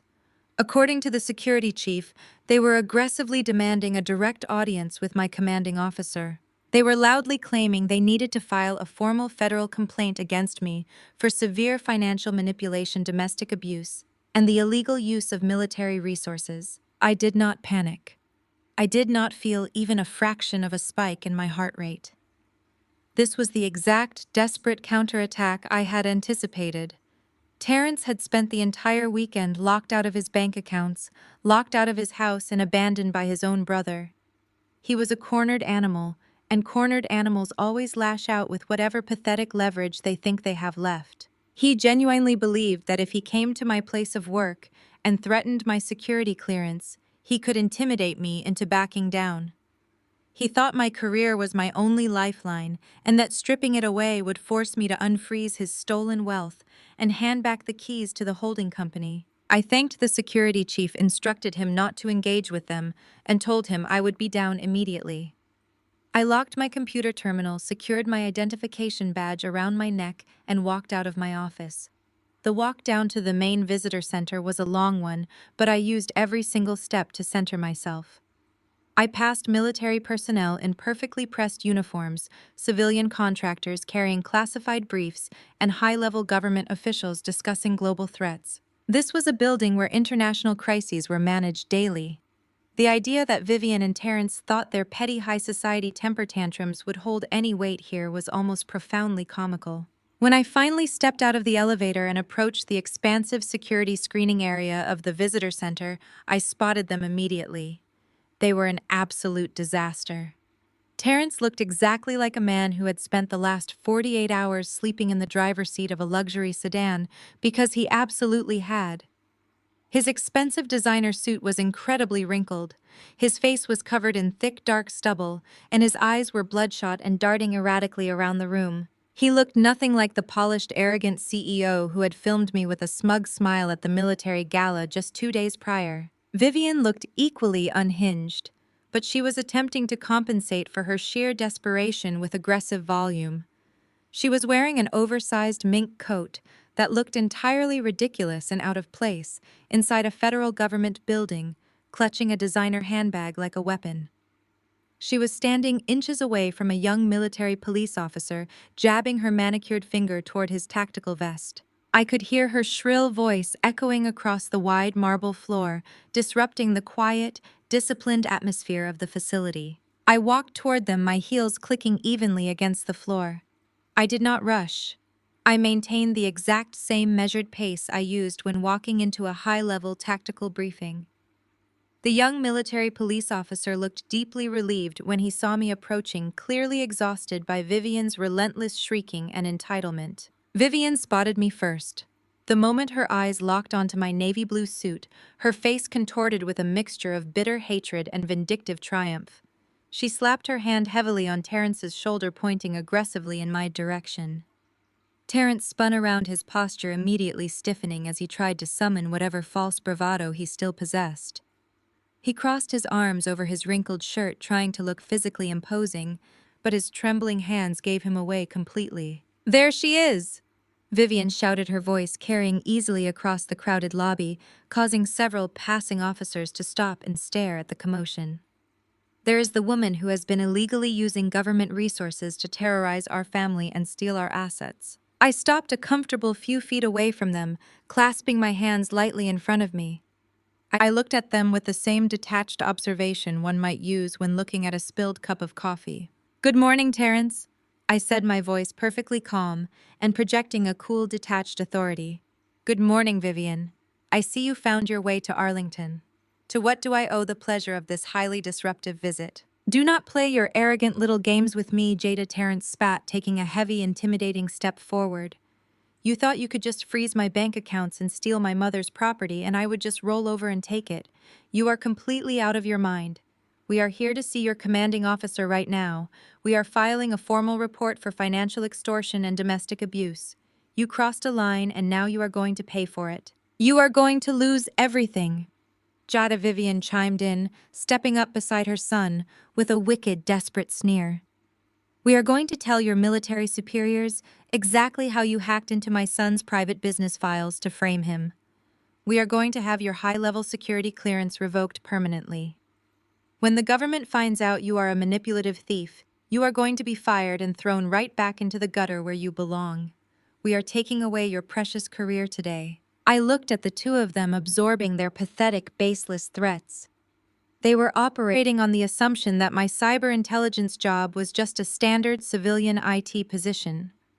They thought a fabricated complaint from a disgruntled spouse would immediately trigger an internal affairs investigation that would suspend me without pay, pending a lengthy review.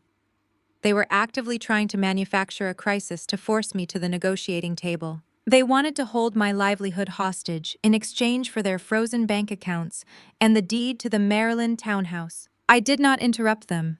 I let them rant and rave in the middle of the Pentagon Visitor Center. I let them raise their voices and make wild, dramatic accusations, while highly trained military police officers and federal agents quietly observed their erratic behavior from the security checkpoints. They thought they were building a compelling case against me, but all they were doing was providing federal security personnel with a perfect public demonstration of their instability and hostility. "You want to speak to my commanding officer?" I asked, raising a single eyebrow and looking Terrence directly in the eye. "You drove all the way to a secure federal installation on a Monday morning, wearing yesterday's wrinkled suit, just to tattle on me to a general because you cannot access your checking account. I want my money unfrozen." Jada Terrence growled, his voice dropping to a harsh, desperate whisper as he leaned closer, trying to intimidate me. "And I want the keys to my house back by noon. If you do not pull out your phone and reverse what you did to my corporate accounts, right this second we are going upstairs and ending your entire career. I will ruin you just like you tried to ruin me." I looked at the veins bulging in my husband's neck as he delivered his pathetic ultimatum. He was breathing heavily, his fists clenched at his sides, genuinely believing he had backed me into a corner. He thought the Pentagon was just like any other corporate office where a loud, angry man in a designer suit could demand to speak to a manager and force a female employee into submission. He had absolutely no comprehension of the environment he had just walked into, or the level of authority I wielded within these heavily fortified walls. I did not pull out my phone. I did not reverse the freeze on his fraudulent bank accounts, and I certainly did not apologize. I simply stood there maintaining perfect eye contact, letting his empty threat hang in the sterile air of the Federal Visitor Center. Vivian, interpreting my silence as fear, eagerly stepped forward to deliver what she clearly thought would be the final crushing blow. She shoved Terrence slightly to the side, desperate to reclaim the spotlight and assert her self-perceived dominance. She threw her arms wide, her oversized mink coat slipping off one shoulder, pointing a manicured finger directly at my face. "You should be on your knees thanking us." Jada Vivian shrieked, her voice echoing off the marble pillars and drawing the attention of every single military police officer in the immediate vicinity. "We took you out of the hood. We scraped you out of the foster care system and gave you a respectable life. I personally paid for your etiquette classes so you would not embarrass us at our country club dinners. I bought you your first tailored suit because you showed up to our family home looking like absolute trash. We gave you our elite family name. We gave you a legacy. And this is how you repay us. By acting like a common street thug, stealing our assets and throwing a temper tantrum because my son finally realized you will never be good enough for him." The silence that followed her outburst was absolute. Dozens of highly cleared government personnel, civilian contractors, and armed guards had stopped dead in their tracks to watch this wealthy socialite completely unravel in the middle of a federal security checkpoint. I let her words wash over me. For years, Vivian had used my background as a weapon, carefully dropping passive-aggressive remarks about my upbringing at private dinner parties to keep me feeling small and indebted to her. But hearing her scream it in the middle of the Pentagon stripped the insults of their power. She just sounded small, bitter, and entirely out of touch with reality. I adjusted the cuff of my navy blue suit, taking one deliberate step toward her. "It is truly fascinating that you want to bring up your pristine family legacy right now, Vivian," I said, my voice echoing with a cold, clinical precision. "Especially since that exact respectable family name you are so incredibly proud of is currently triggering active red flags across 3 separate federal databases." Vivian's mouth snapped shut. Her hand dropped slowly to her side as the sheer confidence in my tone caused her arrogant facade to fracture. "You think you elevated me?" I continued, speaking loudly enough for the surrounding security personnel to hear every single word. "You think your country club memberships and your designer coats make you elite. Vivian, your entire empire is a house of cards, built on predatory loans and offshore shell companies. And your son, the man you think is so far above me, has been using your respectable family name to systematically defraud the United States military. You did not give me a legacy, Vivian. You gave me a front row seat to a federal crime syndicate." Terrence lunged forward, his face contorted with panic, attempting to grab my arm to physically stop me from speaking. He realized with sudden, terrifying clarity that I was talking openly about federal fraud in a building filled with federal agents. "Shut your mouth!" Jada Terrence hissed his hand, stopping inches from my arm, as a military police officer immediately placed a hand on his holstered weapon. "You are making a massive mistake. You are going to get us both arrested." "I am not getting arrested, Terrence," I replied, offering him a polite, empty smile. "Because unlike you, my name is not attached to 12 fraudulent shipping manifests currently sitting on a prosecutor's desk." Before Terrence could attempt another desperate threat, the distinct chime of the secure VIP elevator echoed across the lobby. The heavy steel doors slid open, and General Davis stepped out onto the marble floor. He was in his full dress uniform, his chest decorated with decades of commendations, carrying a thick leather portfolio under his arm. I took one look at the chaotic scene unfolding at the security checkpoint, his eyes sweeping over Vivian's ridiculous fur coat and Terrence's wrinkled, disheveled suit. Terrence spotted the general immediately. In a split second, he completely abandoned his aggressive, bullying posture and desperately pivoted to his absolute favorite tactic: weaponized victimhood. Terrence rushed away from me, maneuvering himself directly into the general's path. He smoothed his hands over his wrinkled jacket, trying to look like a distressed, concerned civilian husband seeking help from a higher authority. "General Davis," Terrence called out, his voice pitching up into a frantic, pleading tone. "Thank God you are here, sir. I am Terrence, the husband of your cyber director, Jada. Sir, I need to file an emergency complaint. My wife is having a severe psychological breakdown. She is completely unstable. She has been illegally using military tracking software to lock my personal bank accounts and harass my family. She needs to be suspended immediately and placed under a psychological evaluation before she compromises your entire department." Vivian quickly trotted up right behind him, nodding vigorously and dabbing at her dry eyes, trying to look like a traumatized mother-in-law. "She is out of control," General Vivian added, her voice shaking with fake distress. "She is trying to steal our family property. We are terrified of what she might do with her security clearance. You have to stop her." General Davis stopped walking. He did not look at Terrence with sympathy or concern. He looked at Terrence with the kind of utter, profound disgust usually reserved for something foul, scraped off the bottom of a combat boot. He slowly looked Terrence up and down, taking in the bloodshot eyes, the desperate, sweating face, and the sheer audacity of a civilian attempting to give orders inside his facility. The general did not address Terrence immediately. Instead, he looked past the two of them and made direct eye contact with me. I gave him a sharp, confirming nod, indicating that the targets were actively engaging and completely unaware of their surroundings. General Davis turned his attention back to Terrence. He stood at attention, his posture radiating absolute authority. "You are standing in the Pentagon, Mr. Terrence General." Davis said, his voice a low, dangerous rumble that instantly silenced the entire lobby. "You do not dictate protocol in my facility, and you certainly do not walk into my security checkpoint and demand the suspension of one of the most brilliant and highly cleared intelligence directors in the United States military." Terrence physically recoiled from the sheer force of the general's reprimand.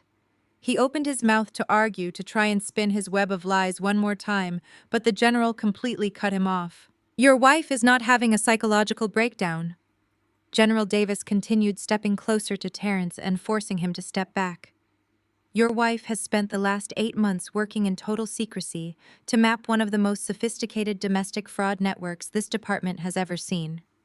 She executed her duties with absolute flawless precision, and she maintained her professional integrity even while married to the primary suspect." Terrence's face went completely slack. The blood drained from his cheeks, leaving him looking gray and sickly under the fluorescent security lights.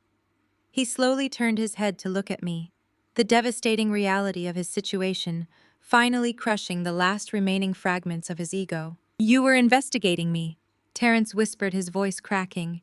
"The entire time we were married, you were building a case against me." "I did not build the case, Terrence," I said, stepping forward so I was standing right beside the general. "You built the case every single time you logged into your encrypted offshore accounts using my residential wireless network.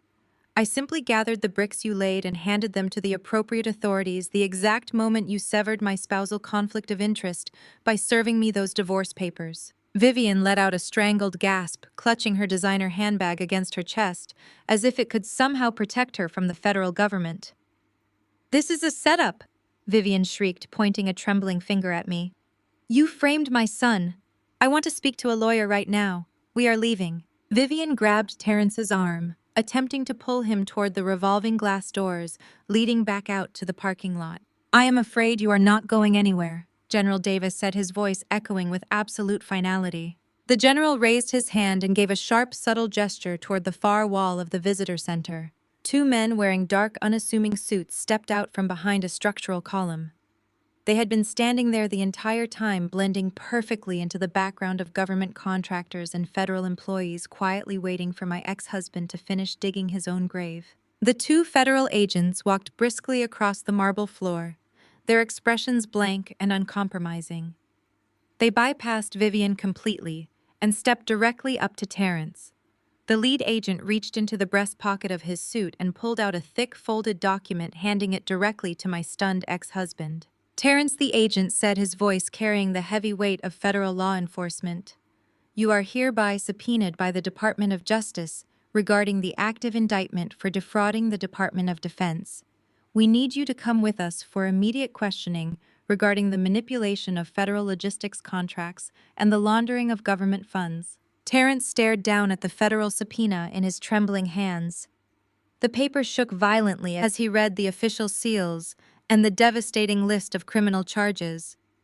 He looked up at me, his eyes wide and completely devoid of the arrogant smugness he had carried for the last 5 years. He was utterly broken, completely dismantled by the very woman he had brought to this building to destroy. Vivian began to scream. She completely lost whatever remained of her high society composure, flailing her arms and shouting at the federal agents not to touch her son.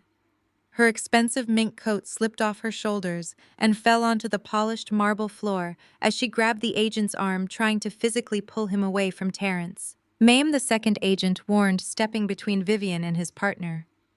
If you interfere with a federal detainment, I will place you under arrest for obstruction of justice right here in this lobby. Step back immediately. Vivian froze, her hands hovering in the air. She looked around the lobby, realizing that dozens of military personnel were watching her complete public humiliation. Her elite social standing, her pristine family legacy, her entire identity was disintegrating in real time right in front of her eyes. Terrence did not fight. He did not argue.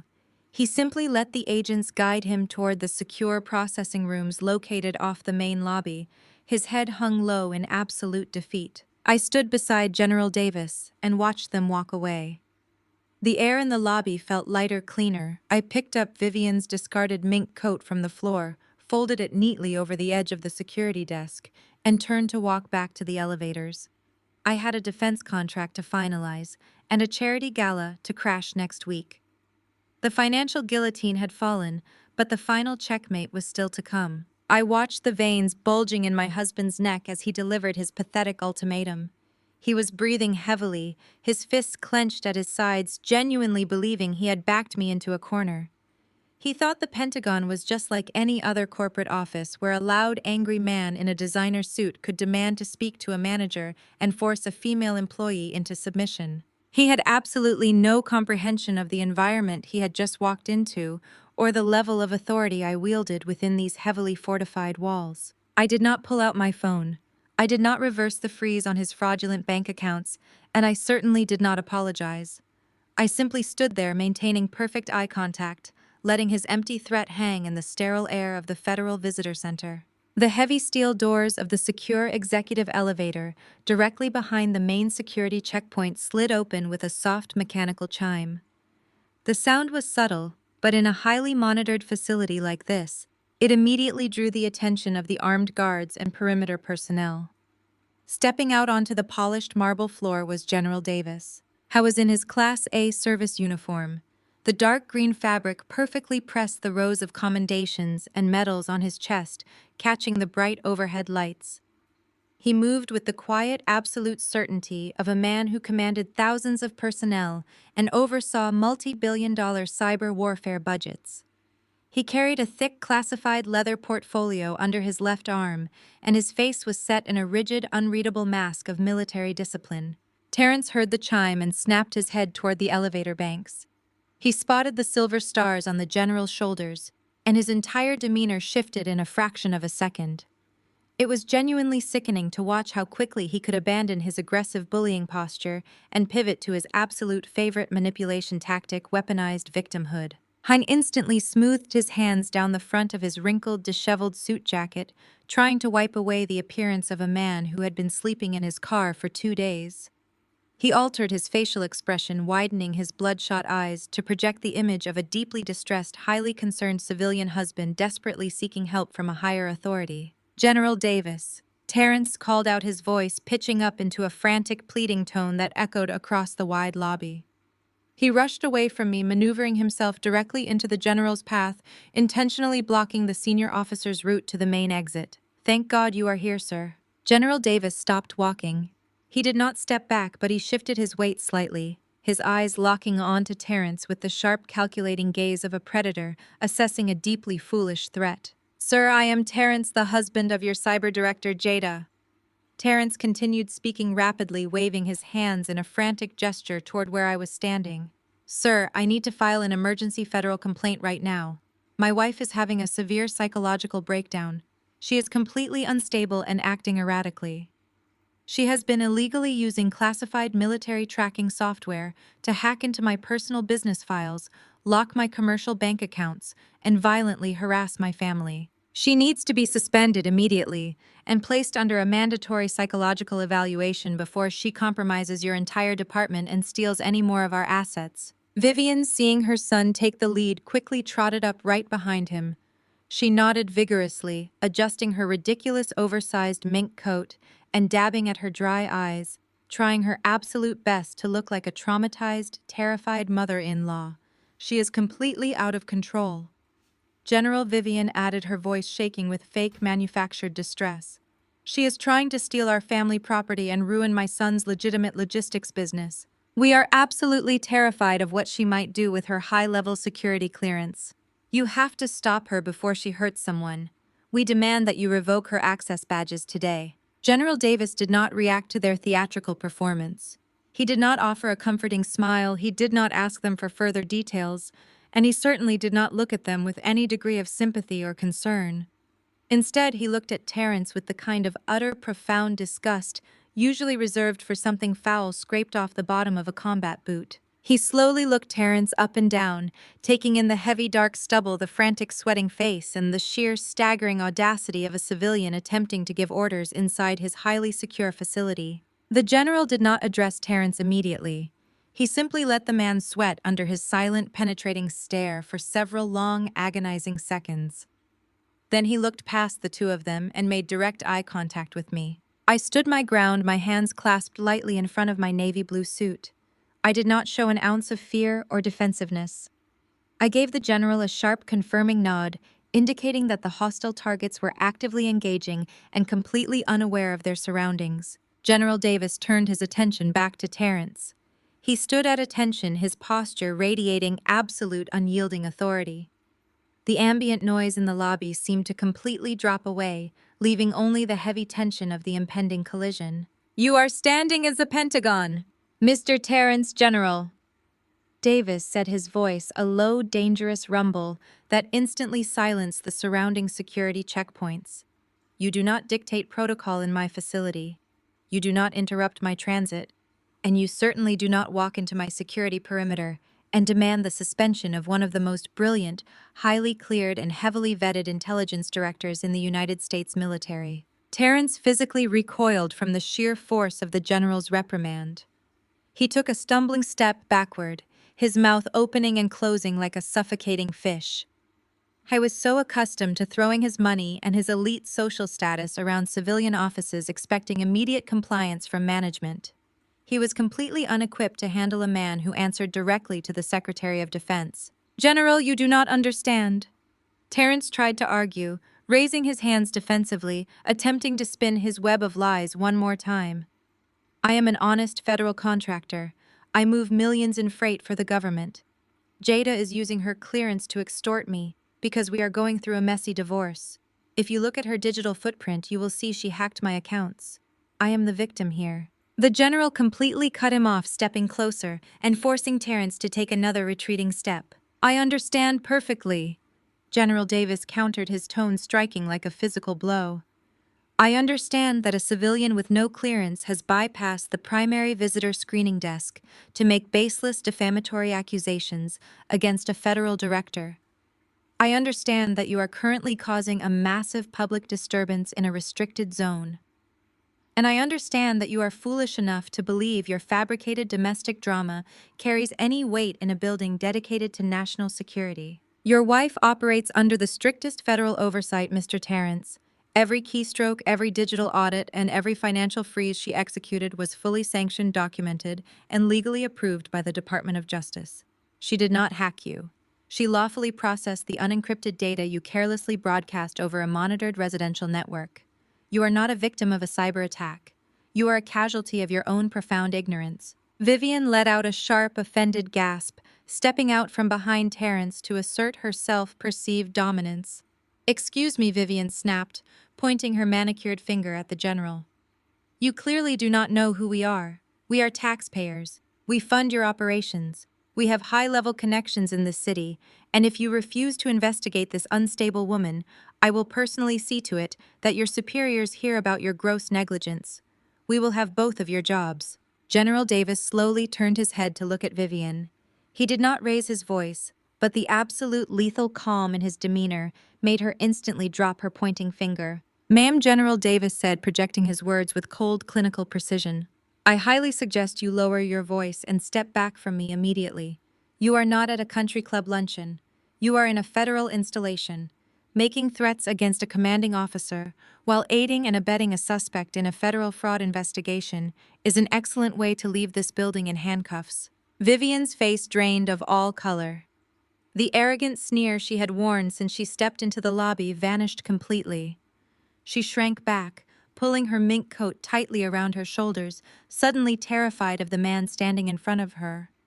She finally realized that her old money threats meant absolutely nothing in a room full of people who carried sidearms and federal badges. Terrence swallowed hard, the panic in his eyes reaching a fever pitch. "Fraud investigation," he repeated, his voice cracking. He looked back at me, his chest heaving with erratic, shallow breaths. "Jada, what did you do? What lies did you tell him?" I did not say a single word. I simply maintained my professional stance, letting him drown in the consequences of his own arrogance. General Davis did not answer Terrence's frantic question. Instead, the general slowly raised his right hand and gave a sharp, subtle gesture toward the far wall of the visitor center. From the shadows of the heavy marble columns located just outside the metal detectors, two men stepped forward.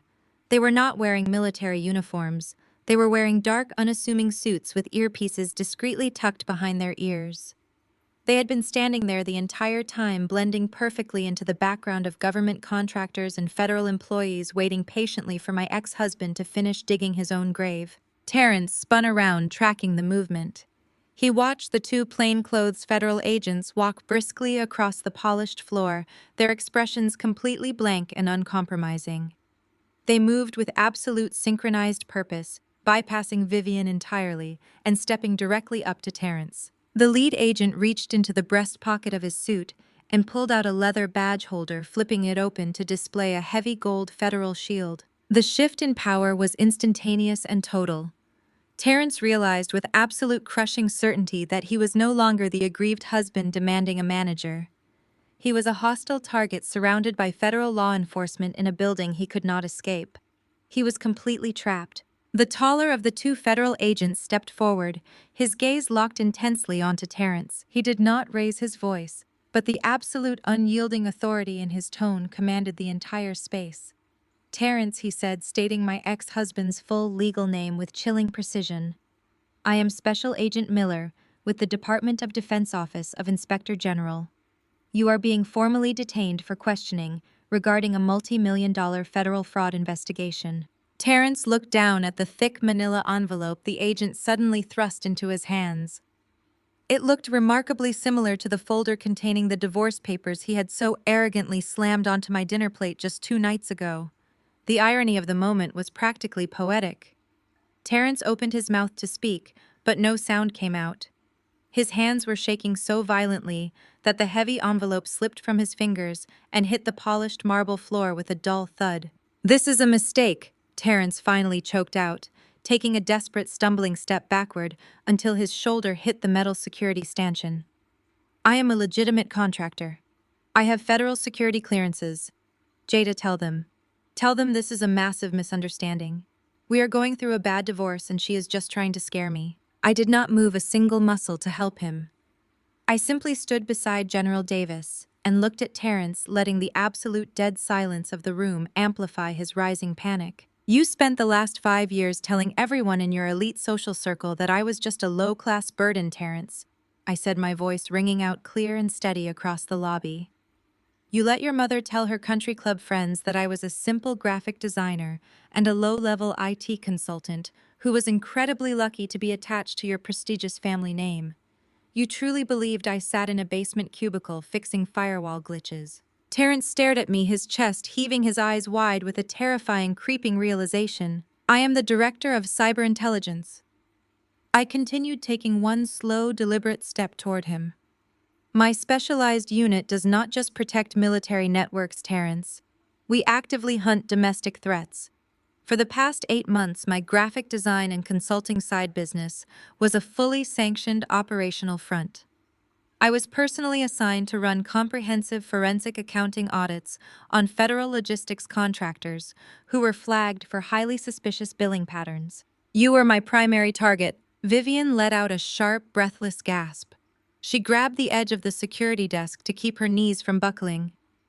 You investigated your own husband, she whispered, her voice dripping with absolute horror as she stared at me like I was a monster. I did not investigate him, I replied, keeping my eyes locked firmly on Terrence. I simply monitored the network traffic he voluntarily brought into my private home.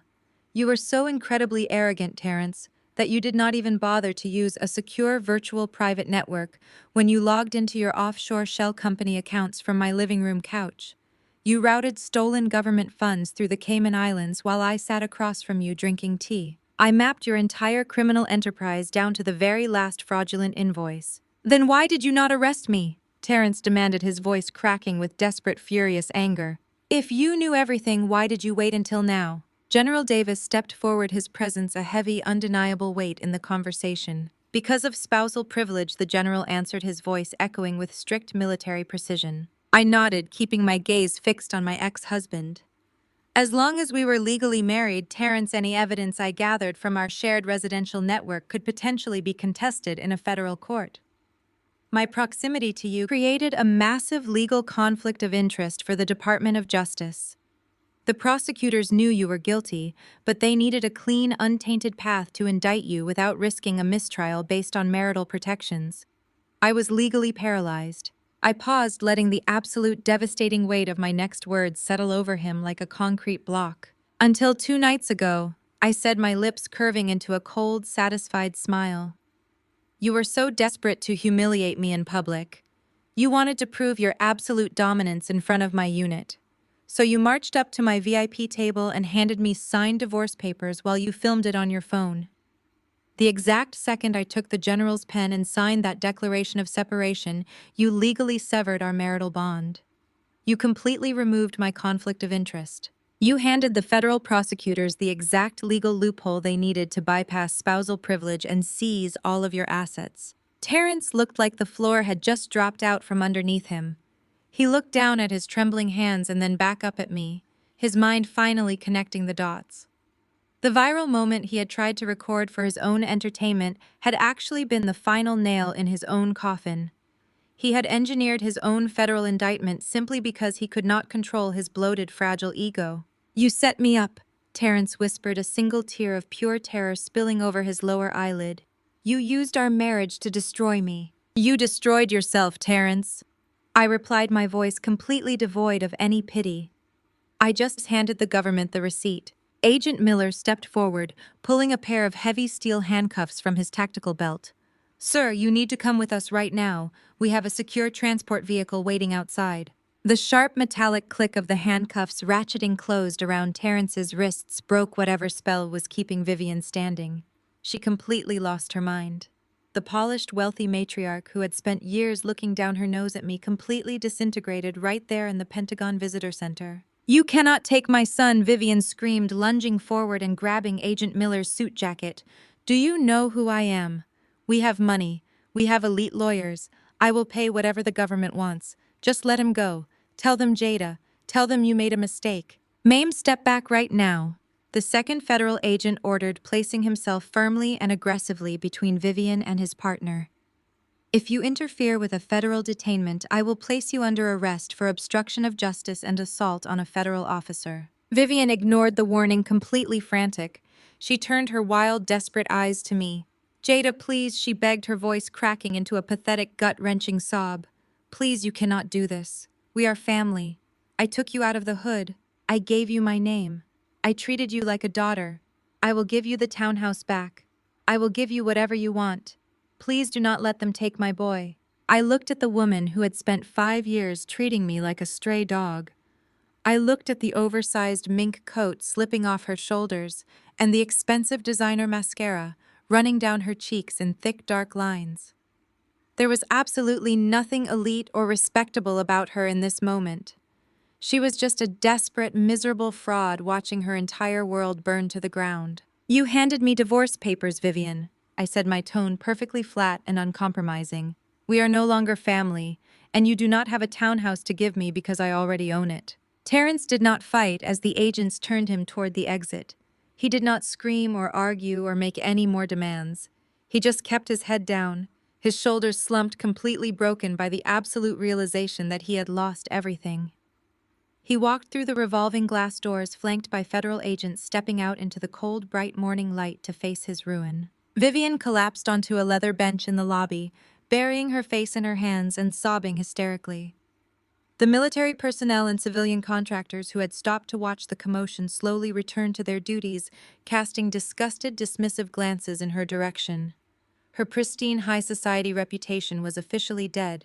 General Davis turned to me, offering a brief, highly respectful nod. "Excellent work, Director," he said, his voice returning to its normal professional cadence. "The audit department will be highly satisfied with this exceptional outcome." "Thank you, General," I replied, smoothing the lapels of my navy blue suit. I turned and walked back toward the secure elevators, leaving Vivian sobbing alone in the massive lobby. The financial guillotine had successfully fallen, but the board was not completely cleared yet. Vivian still had one desperate, pathetic play left to try and save her sinking real estate portfolio, and I had a high society charity gala to crash next week to deliver the final spectacular checkmate. Exactly 7 days after I watched federal agents escort my ex-husband out of the Pentagon Visitor Center, I found myself stepping off a private flight into the warm evening air of Atlanta, Georgia. A week is a fascinating measure of time. For me, those 7 days were a period of absolute meticulous productivity. I finalized defense contracts coordinated with military auditors and watched my personal investment portfolios hit record-breaking margins. But for my former mother-in-law, Vivian, that exact same week was a relentless, suffocating descent into sheer, unadulterated panic. Following Terrence's federal detainment, his assets were entirely frozen by the Department of Justice pending the formal unsealing of his indictment. Vivian was suddenly cut off from the primary artery of her stolen wealth. The boutique real estate firm she proudly paraded around her country club circles was drowning in toxic debt and defaulting mortgages. She desperately needed an immediate massive injection of capital, not just to save her failing properties, but to pay the exorbitant retainers for the elite criminal defense attorneys she had hired to keep Terrence out of federal prison. Vivian was a woman who operated purely on appearances, and she knew that in the high society circles of the Atlanta elite, perception was everything. If her wealthy friends and investors smelled even a drop of blood in the water, they would turn their backs on her instantly. So instead of scaling back or laying low, Vivian decided to double down on her delusions. She organized the most lavish, expensive charity gala of the winter season, booking the grand ballroom of a premier luxury hotel in the heart of Buckhead. It was a spectacular display of financial smoke and mirrors. Vivian had maxed out her final remaining lines of credit to rent the venue, hire a premium catering service, and secure a live orchestra. She needed the city's wealthiest socialites, philanthropists, and venture capitalists in one room because she was planning to execute a desperate high-stakes con. She was using the charity gala as a cover to publicly announce a massive new partnership between her real estate firm and a rapidly expanding tech conglomerate known as Aegis Holdings. She believed that by announcing this lucrative joint venture, she could instantly restore confidence in her brand, secure emergency bridging loans from local banks, and project an image of untouchable success. But Vivian had a significant problem. She had to explain why her golden child Terrence was conspicuously absent from the most important social event of the year, and why I, her respectable daughter-in-law, was suddenly nowhere to be found. Through my network of corporate associates in the city, I learned exactly what kind of ridiculous narrative Vivian had been spinning over her afternoon martinis and country club lunches. She had been lying through her teeth with absolute pathological conviction. She told her wealthy friends that Terrence had been tapped for a highly classified government retreat, handpicked by top military brass to consult on national logistics. It was a brilliant lie that simultaneously explained his absence and elevated his status. As for me, she crafted a deeply condescending story claiming that the pressure of the elite lifestyle was simply too much for my fragile mental health. She told anyone who would listen that I had suffered a quiet breakdown and agreed to a mutual separation, retreating back to a simple life because I could not handle the sophisticated demands of her family legacy. She was selling a masterpiece of a lie to her high society friends. The only flaw in her entire, desperately constructed plan was that Aegis Holdings, the massive tech conglomerate she was preparing to partner with, was not some anonymous corporate savior. Aegis Holdings was a private equity firm that I had built from the ground up 3 years ago. Vivian's corporate lawyers were incredibly lazy, and she was far too eager for a financial lifeline to conduct proper due diligence. They saw a shell company with a perfect credit rating and a multi-million-dollar operating budget, and they jumped at the opportunity to pitch a partnership. When her legal team sent the initial partnership proposals to the Aegis Holdings corporate inbox months ago, I had instructed my financial managers to string her along. We requested endless documentation, reviewed her toxic assets, and drafted a preliminary letter of intent that Vivian interpreted as a guaranteed contract. She had no idea she was actively pitching her entire financial survival directly to the woman she had spent 5 years treating like garbage. I stood in front of the floor-to-ceiling mirror in my penthouse suite, located just 2 blocks down the street from Vivian's gala.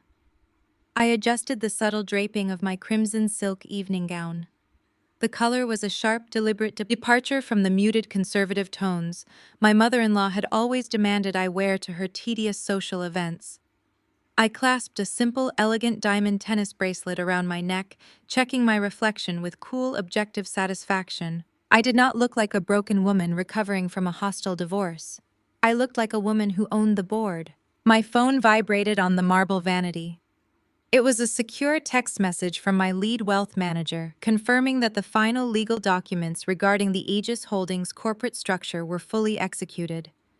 I slipped the phone into my clutch alongside a neatly folded piece of heavy cardstock.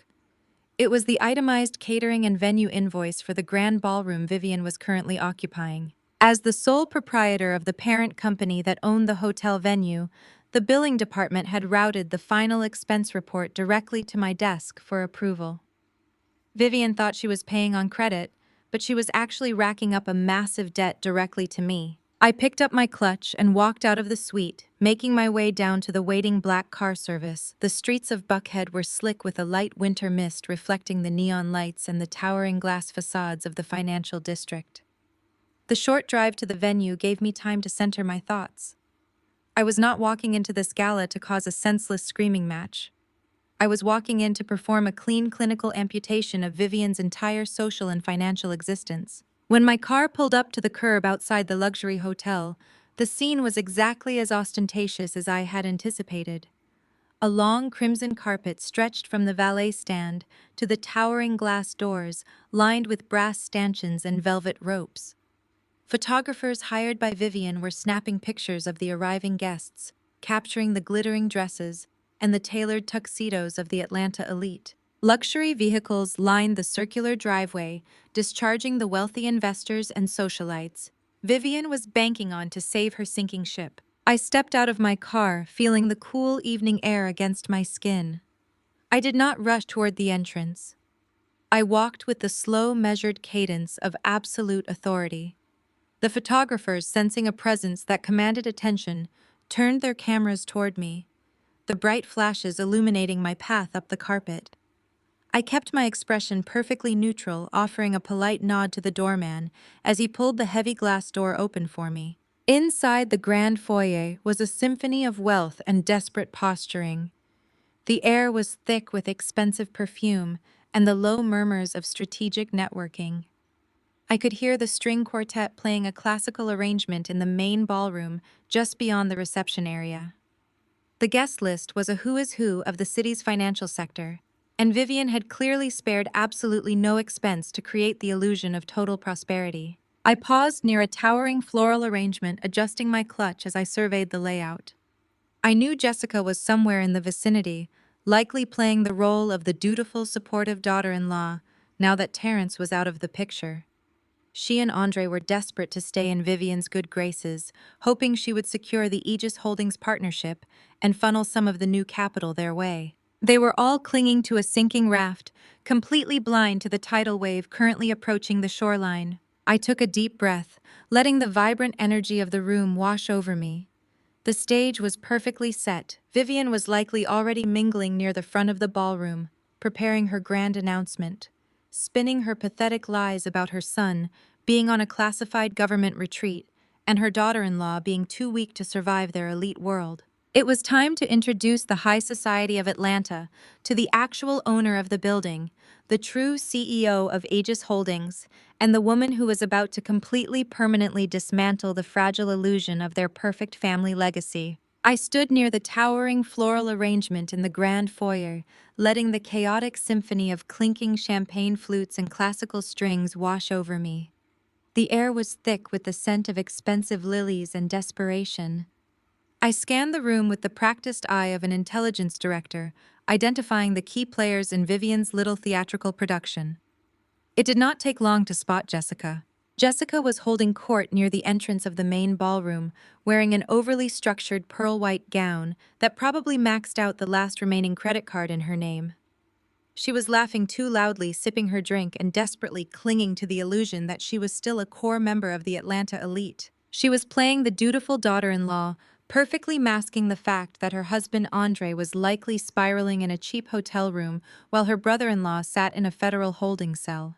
Then her eyes locked onto mine. The fake polished smile vanished from Jessica's face, so quickly it was almost comical.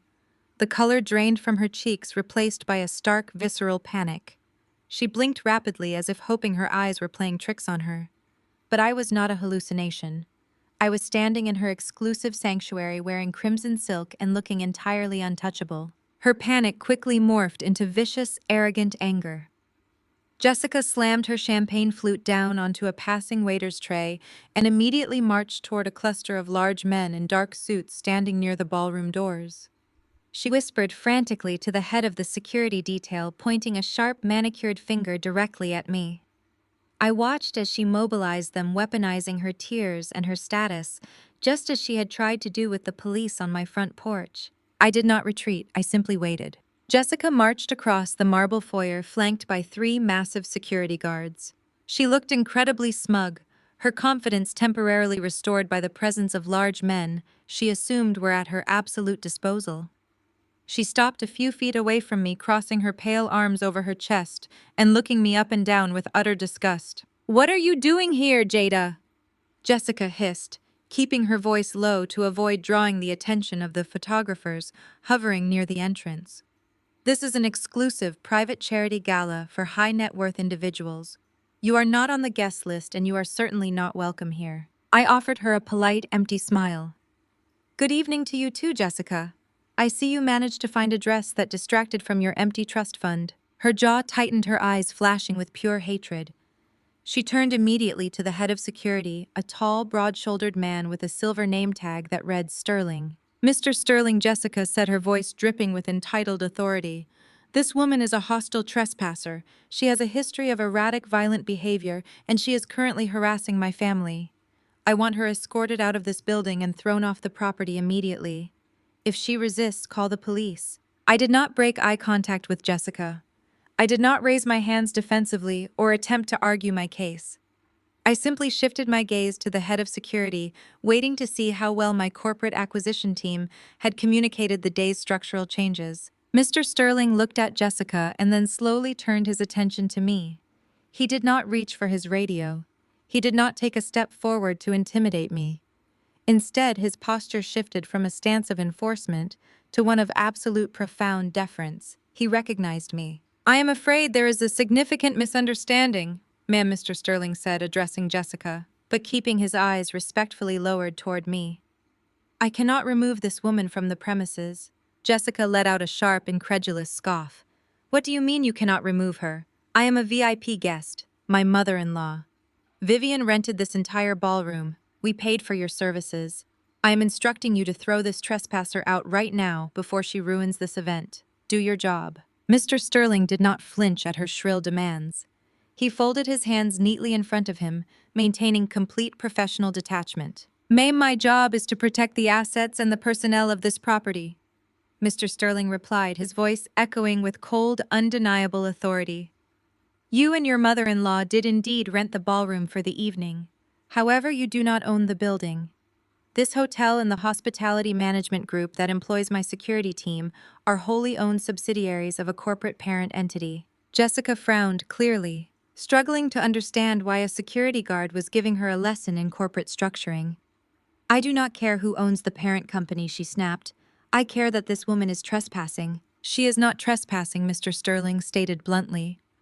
"As of 2 o'clock this afternoon, the parent entity that owns this entire hotel was fully acquired in a cash buyout. The holding company that executed the purchase is Aegis Holdings." Jessica's breath hitched. The name Aegis Holdings hit her like a physical strike. It was the exact same tech conglomerate Vivian was supposed to announce a partnership with tonight. The mythical corporate savior that was supposed to rescue their failing real estate firm. Mr. Sterling gestured respectfully toward me with an open palm. "The woman you are asking me to remove from the lobby is the sole proprietor and chief executive officer of Aegis Holdings. She is quite literally the owner of this hotel. She signs my paychecks. She signs the paychecks of the catering staff, the valet, and the concierge. I answer directly to her. I do not answer to you." The silence that fell over our small corner of the foyer was absolute. Jessica's pale face turned an alarming shade of gray. Her mouth opened and closed, but no sound emerged. She looked like she had just stepped off a cliff and was suspended in midair, waiting for gravity to take over. I took a slow, deliberate step toward her, the crimson silk of my gown rustling softly against the marble floor. "It seems you have a terrible habit of trying to kick me out of properties I legally own." "Jessica," I said, my voice a low, dangerous whisper that cut straight through her arrogant facade. "You tried it at my townhouse in Maryland, and now you are trying it in my hotel in Atlanta. Your commitment to publicly humiliating yourself is truly remarkable." Jessica stumbled backward, her expensive heels catching slightly on the edge of a decorative rug. She looked utterly terrified, staring at me, as if I possessed some kind of supernatural power. The reality of the situation was entirely breaking her mind. Vivian had staked her entire social reputation and her last dime of credit on a partnership with a company that I entirely controlled. The family was not just drowning, they had willingly chained themselves to a boulder and handed me the rope. Mr. Sterling took a step forward, addressing me directly. "Ma'am, would you like me to have this guest escorted off your property for harassment?" The sheer poetic justice of the offer hung beautifully in the air. Jessica looked at the large security guards, her chest heaving with panicked breaths, completely terrified of being dragged out of a high society gala in front of the flashing cameras. I smiled a genuine warm smile and shook my head. "No, Mr. Sterling, that will not be necessary," I replied, keeping my eyes locked on Jessica's trembling form. "Let her stay. In fact, I insist that she stays. I want her to have a front row seat for the main event. It would be a tragedy for her to miss Vivian's grand announcement." Mr. Sterling nodded sharply, stepping back to give me a clear path to the ballroom. "Understood, ma'am. Enjoy your evening." I adjusted my diamond bracelet and walked right past Jessica. She shrank back against the floral arrangement, making herself as small as possible, completely defeated and stripped of all her borrowed power. I did not give her another glance. I glided through the heavy oak doors and stepped into the grand ballroom. The lights were dazzling, the music was swelling, and the stage was perfectly set.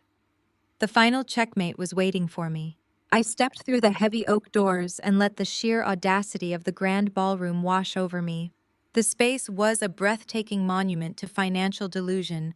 Massive crystal chandeliers hung from the vaulted ceilings, casting a warm golden light over the Atlanta elite. There were towering ice sculptures, perfectly arranged white orchids on every table, and waiters circulating with trays of top-tier champagne. The air was thick with the scent of expensive perfume and the low, strategic murmurs of high society networking. I glided through the crowd, my crimson silk gown parting the sea of dark tuxedos and pastel dresses. I did not rush. I walked with the slow, measured cadence of absolute authority, absorbing every detail of the opulent trap Vivian had built for herself. Vivian stood at the center of the elevated stage, illuminated by a harsh, bright spotlight. She was wearing a heavy gold gown that looked more like decorative armor than evening wear, and she gripped the edges of the wooden podium with a tight, desperate energy. She tapped the microphone, sending a low thud, echoing across the cavernous room. The dull murmur of the wealthy philanthropists and venture capitalists slowly faded into an expectant silence. Vivian began her speech with a masterful display of pathological lying. She thanked the influential guests for gathering to celebrate the enduring strength of her family legacy. She spoke about resilience and vision, painting herself as a pioneering matriarch who had weathered economic storms to protect her dynasty. Then, with a practiced smile, she addressed the glaring absence of her golden child. "My brilliant son Terrence sends his deepest regrets," Vivian announced, her voice dripping with artificial warmth. He was recently handpicked by top military brass for a highly classified government retreat. He is currently consulting on vital national logistics strategies and simply could not step away from his federal duties tonight. I stood at the back of the room, listening to her weave this spectacular fiction. Terrence was currently sitting in a federal holding cell, wearing a standard-issue jumpsuit and facing decades in federal prison for systematically defrauding the United States military. But Vivian sold her lie with such absolute desperate conviction that the crowd actually broke into polite, respectful applause. Then Vivian pivoted to the main event. She moved to the entire reason she had drained her final lines of credit to host this lavish affair. She announced that her boutique real estate firm was officially entering a monumental partnership with a massive, rapidly expanding tech conglomerate known as Aegis Holdings. She promised her investors that this joint venture would inject tens of millions of dollars into their portfolios and secure their wealth for generations. She raised her champagne flute, proposing a toast to the future of her untouchable empire. That was my cue. I began walking down the long center aisle. My crimson dress flowed behind me, cutting a sharp, vibrant path through the room. The crowd naturally parted for me, sensing an immediate shift in the atmosphere. Vivian spotted me when I was halfway to the stage. The triumphant, confident smile on her face instantly shattered. The color drained completely from her cheeks, leaving her looking gray and sickly under the spotlight.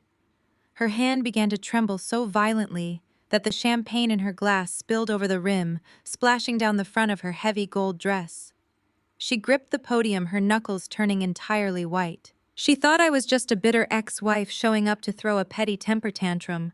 She had absolutely no idea she was staring at the executioner of her entire social and financial existence. I did not stop.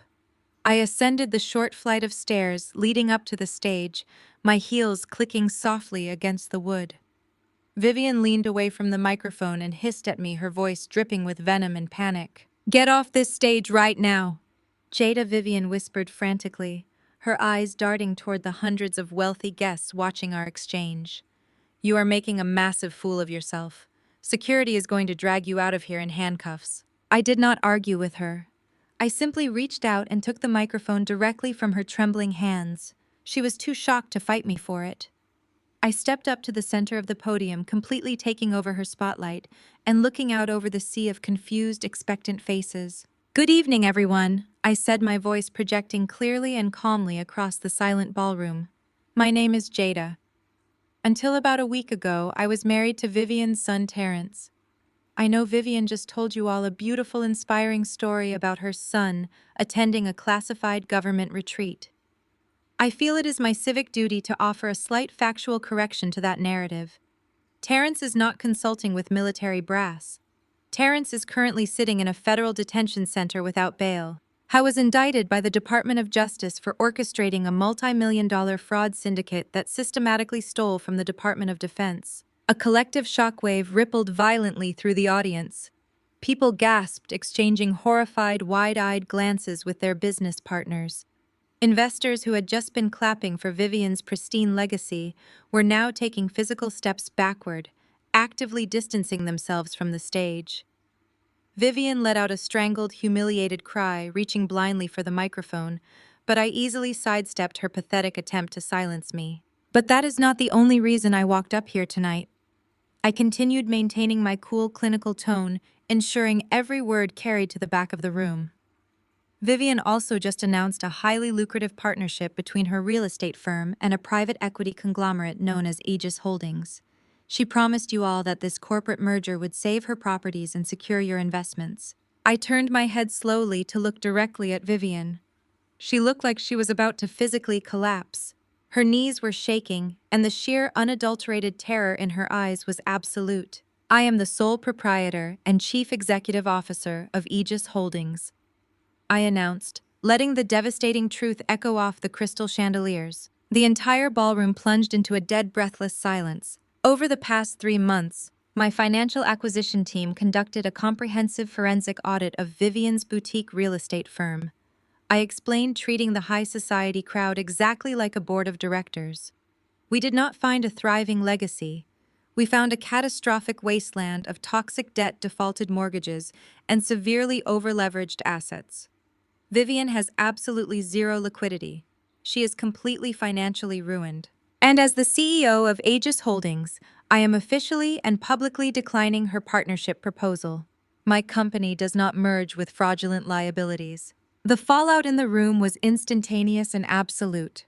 The elite investors Vivian had so desperately courted immediately began reaching for their phones, pulling up their financial portfolios, and scrambling to sever all ties to her firm. They realized they had almost been conned into sinking their wealth into a rapidly sinking ship. Vivian's elite social standing, her pristine reputation, her entire identity was disintegrating in real time right in front of her eyes. She was exposed as a complete and total fraud to everyone she respected. Vivian stood frozen on the stage, her chest heaving with panicked, shallow breaths. She looked out at the sea of wealthy socialites actively turning their backs on her, and then she looked at me. There was nothing left in her eyes but pure, hollow defeat. Her empire was gone. I opened my clutch and pulled out the neatly folded piece of heavy cardstock I had brought with me from my penthouse suite. I turned to Vivian and pressed the document firmly against her chest, forcing her to take it with her trembling hands. "What is this?" Vivian choked out, her voice barely a raspy, broken whisper. "That is the itemized invoice for this evening," I said, my voice dropping to a low, dangerous volume that the microphone still picked up perfectly. "It covers the grand ballroom, the live orchestra, and the premium catering. As the owner of the corporate entity that recently purchased this entire hotel, the billing department routed the final expense report directly to my desk." I leaned in slightly, making sure my final words struck her with absolute lethal precision. "You served me papers, Vivian," I said, my eyes locked onto hers. "I am serving you the check." I did not wait for her response. I turned away from the podium, leaving her standing entirely alone under the harsh glare of the spotlight, clutching a massive bill she could never afford to pay. I walked down the stage stairs and back up the center aisle. The wealthy crowd parted for me immediately, their eyes filled with a mixture of profound shock and deep respect. I glided out of the grand ballroom and stepped into the cool, quiet air of the Atlanta night, having executed a flawless, absolute checkmate. 6 months is a truly fascinating measure of time. 6 months ago, I walked out of a grand ballroom in Atlanta, leaving my former mother-in-law holding a catering bill she could never afford to pay. Today I am sitting in the corner office of my private intelligence firm, looking out through the floor-to-ceiling windows at the beautiful, sprawling Washington, D.C. skyline. The morning sun reflects off the Potomac River, and the air in my executive suite is perfectly still and quiet. I lean over my heavy mahogany desk and press my fountain pen against the signature line of a massive international defense contract. My firm Aegis Holdings just successfully secured a primary partnership with the European Allied Forces to completely overhaul their cybersecurity infrastructure. I sign my name with smooth, elegant strokes exactly the way I signed those divorce papers at the military gala. A large flat-screen television is mounted on the far wall of my office, playing a prominent financial news network at a low volume. I do not usually watch the morning broadcasts while I work, but today features a particularly interesting headline. The news anchor appears on the screen accompanied by a courtroom sketch of a man wearing a standard-issue federal prison jumpsuit. It is Terrence. The anchor reads the official press release from the Department of Justice with strict professional detachment. My ex-husband was officially sentenced to 15 years in federal prison without the possibility of early parole. The federal prosecutors completely dismantled his logistics company, exposing the millions of dollars he systematically stole from the Department of Defense. He tried his absolute hardest to negotiate a plea deal, and he tried to throw his shell companies under the bus, but my forensic accounting packet was simply too flawless. It left his expensive defense attorneys absolutely no room to maneuver. He traded his custom-tailored suits and his luxury sedans for a concrete cell and a federal inmate number. The broadcast seamlessly transitions to the secondary fallout of the federal indictment. The anchor details the spectacular public collapse of Vivian's boutique real estate empire. Once the federal government seized Terrence's assets to pay back the stolen military funds, Vivian immediately lost her primary source of laundered capital. The local banks recognized the danger and aggressively called in her debts. The private equity loans she took out to cover her lavish lifestyle came due all at once. The news ticker scrolling at the bottom of the television screen confirms that Vivian officially filed for Chapter 7 bankruptcy yesterday afternoon. The federal government ruthlessly liquidated her sprawling estate, her luxury vehicles, and even the diamond tennis necklaces she used to flaunt at her exclusive country club luncheons. The elite high society friends she so desperately wanted to impress completely abandoned her the exact moment she was exposed as a massive financial fraud. She is currently living in a cramped, rented apartment on the outskirts of the city, entirely stripped of the fake legacy she used to terrorize people she deemed beneath her. She has absolutely nothing left to hide behind. I mute the television and look down at the polished surface of my desk. Sitting right next to my finalized defense contracts is a glossy copy of a popular tabloid magazine my executive assistant left for me this morning. The cover features a high-definition paparazzi photograph of Jessica and Andre screaming at each other on the steps outside a local civil courthouse. The bold yellow headline reads "High Society Nightmare." According to the lengthy, detailed article inside the magazine, the couple is undergoing a vicious, highly publicized, and incredibly messy divorce. Without Vivian's stolen wealth to subsidize their lavish lifestyle, and with Jessica's family trust fund completely bone dry, the harsh reality of their marriage quickly set in. Andre is publicly accusing Jessica of causing his financial ruin, while Jessica is desperately giving tearful interviews to any cheap tabloid reporter who will listen, claiming she was tricked into marrying a broke man. They are spending the last pennies they have fighting in court over leased vehicles and maxed-out credit cards. The racial and social privilege Jessica tried to aggressively weaponize against me on my front porch could not save her from the absolute humiliation of public bankruptcy. They are tearing each other apart for scraps in front of the whole world. I close the magazine and drop it directly into the recycling bin under my desk. I feel absolutely no pity for any of them. I did not plant the seeds of their destruction. They cultivated their own greed, their own arrogance, and their own cruelty. I simply watered the garden they planted themselves and let them choke on the harvest. My computer monitor chimes with a soft, high-pitched tone, pulling my attention away from the recycling bin. I slide my mouse to wake the screen.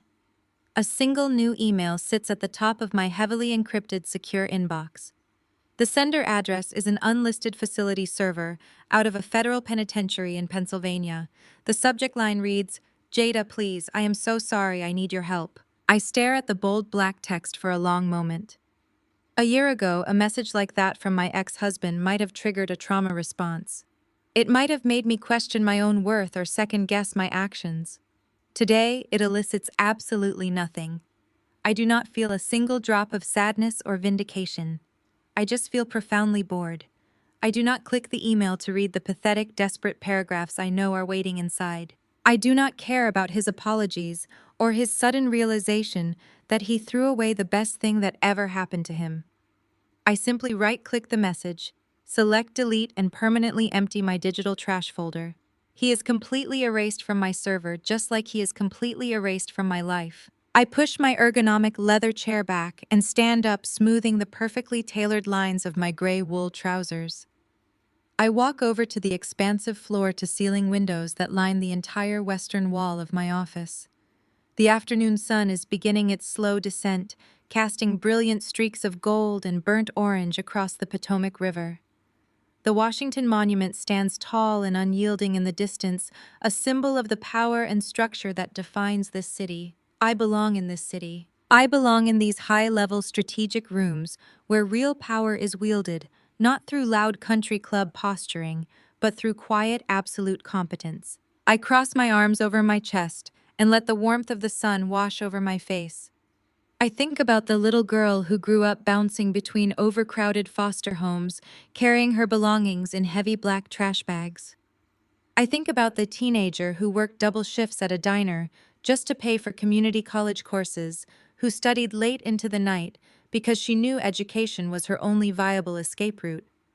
Vivian had looked at that history and seen a low-class burden. She saw a girl from the hood who needed to be polished and hidden away so she would not tarnish their fragile elite family legacy. What Vivian and Terrence completely failed to understand is that surviving the foster system does not make you weak. It makes you a tactical expert in human behavior. It teaches you how to read a room, how to identify a threat, and how to build your own impenetrable armor. They thought they were punishing me by handing me those divorce papers at the Army Cyber Gala. They wanted to publicly humiliate me and strip me of their respectable last name. But as I look out over the sprawling capital city, I realize they actually gave me the greatest gift of my entire life. Those divorce papers were not a weapon used against me. They were a golden key. Terrence thought he was cutting me off from his wealth, but he was actually cutting the heavy rusted chain that tied my brilliant career to his sinking criminal ship. The spousal privilege that forced me to sit on my hands and watch him defraud. The federal government was instantly dissolved by his own arrogant signature. He handed me the exact legal clearance I needed to burn his fraudulent empire to the ground and step fully into my own unbridled power. I am no longer playing a supporting role in someone else's flawed narrative. I am the sole author of my destiny. I am a highly respected federal intelligence director, the chief executive of a massive private equity firm, and a completely financially independent woman who answers to absolutely no one. A soft knock at my thick mahogany office door pulls me from my reverie. My executive assistant steps into the room, holding a secure leather tablet containing the preliminary briefing files for a new classified joint task force operation. She asks if I am ready to review the newly acquired targets. I turn away from the beautiful sunset, letting my hands drop to my sides. I feel a sharp, familiar thrill of anticipation course through my veins. I offer her a bright, dangerous smile. I tell her I am absolutely ready. The board has been cleared, the dead weight has been permanently severed, and my next mission is officially waiting. I am Jada, 35 years old, and the Director of Cyber Intelligence for a specialized defense unit. For my 35th birthday, my mother-in-law decided the ultimate gift would be serving me divorce papers in the middle of a highly secure military gala. She marched right up to the VIP table, while my husband filmed the entire spectacle, waiting for me to break down and beg for my marriage. Instead, I calmly borrowed a 2-star general's pen, signed on the dotted line, and delivered a single sentence that completely destroyed their corrupt corporate empire. They thought they were throwing me out on the street, but they had absolutely no idea I held the keys to their federal indictment. Before I continue this story, let me know where you are watching from in the comments below. Hit like and subscribe if you have ever had to stand up to toxic in-laws who severely underestimated your worth.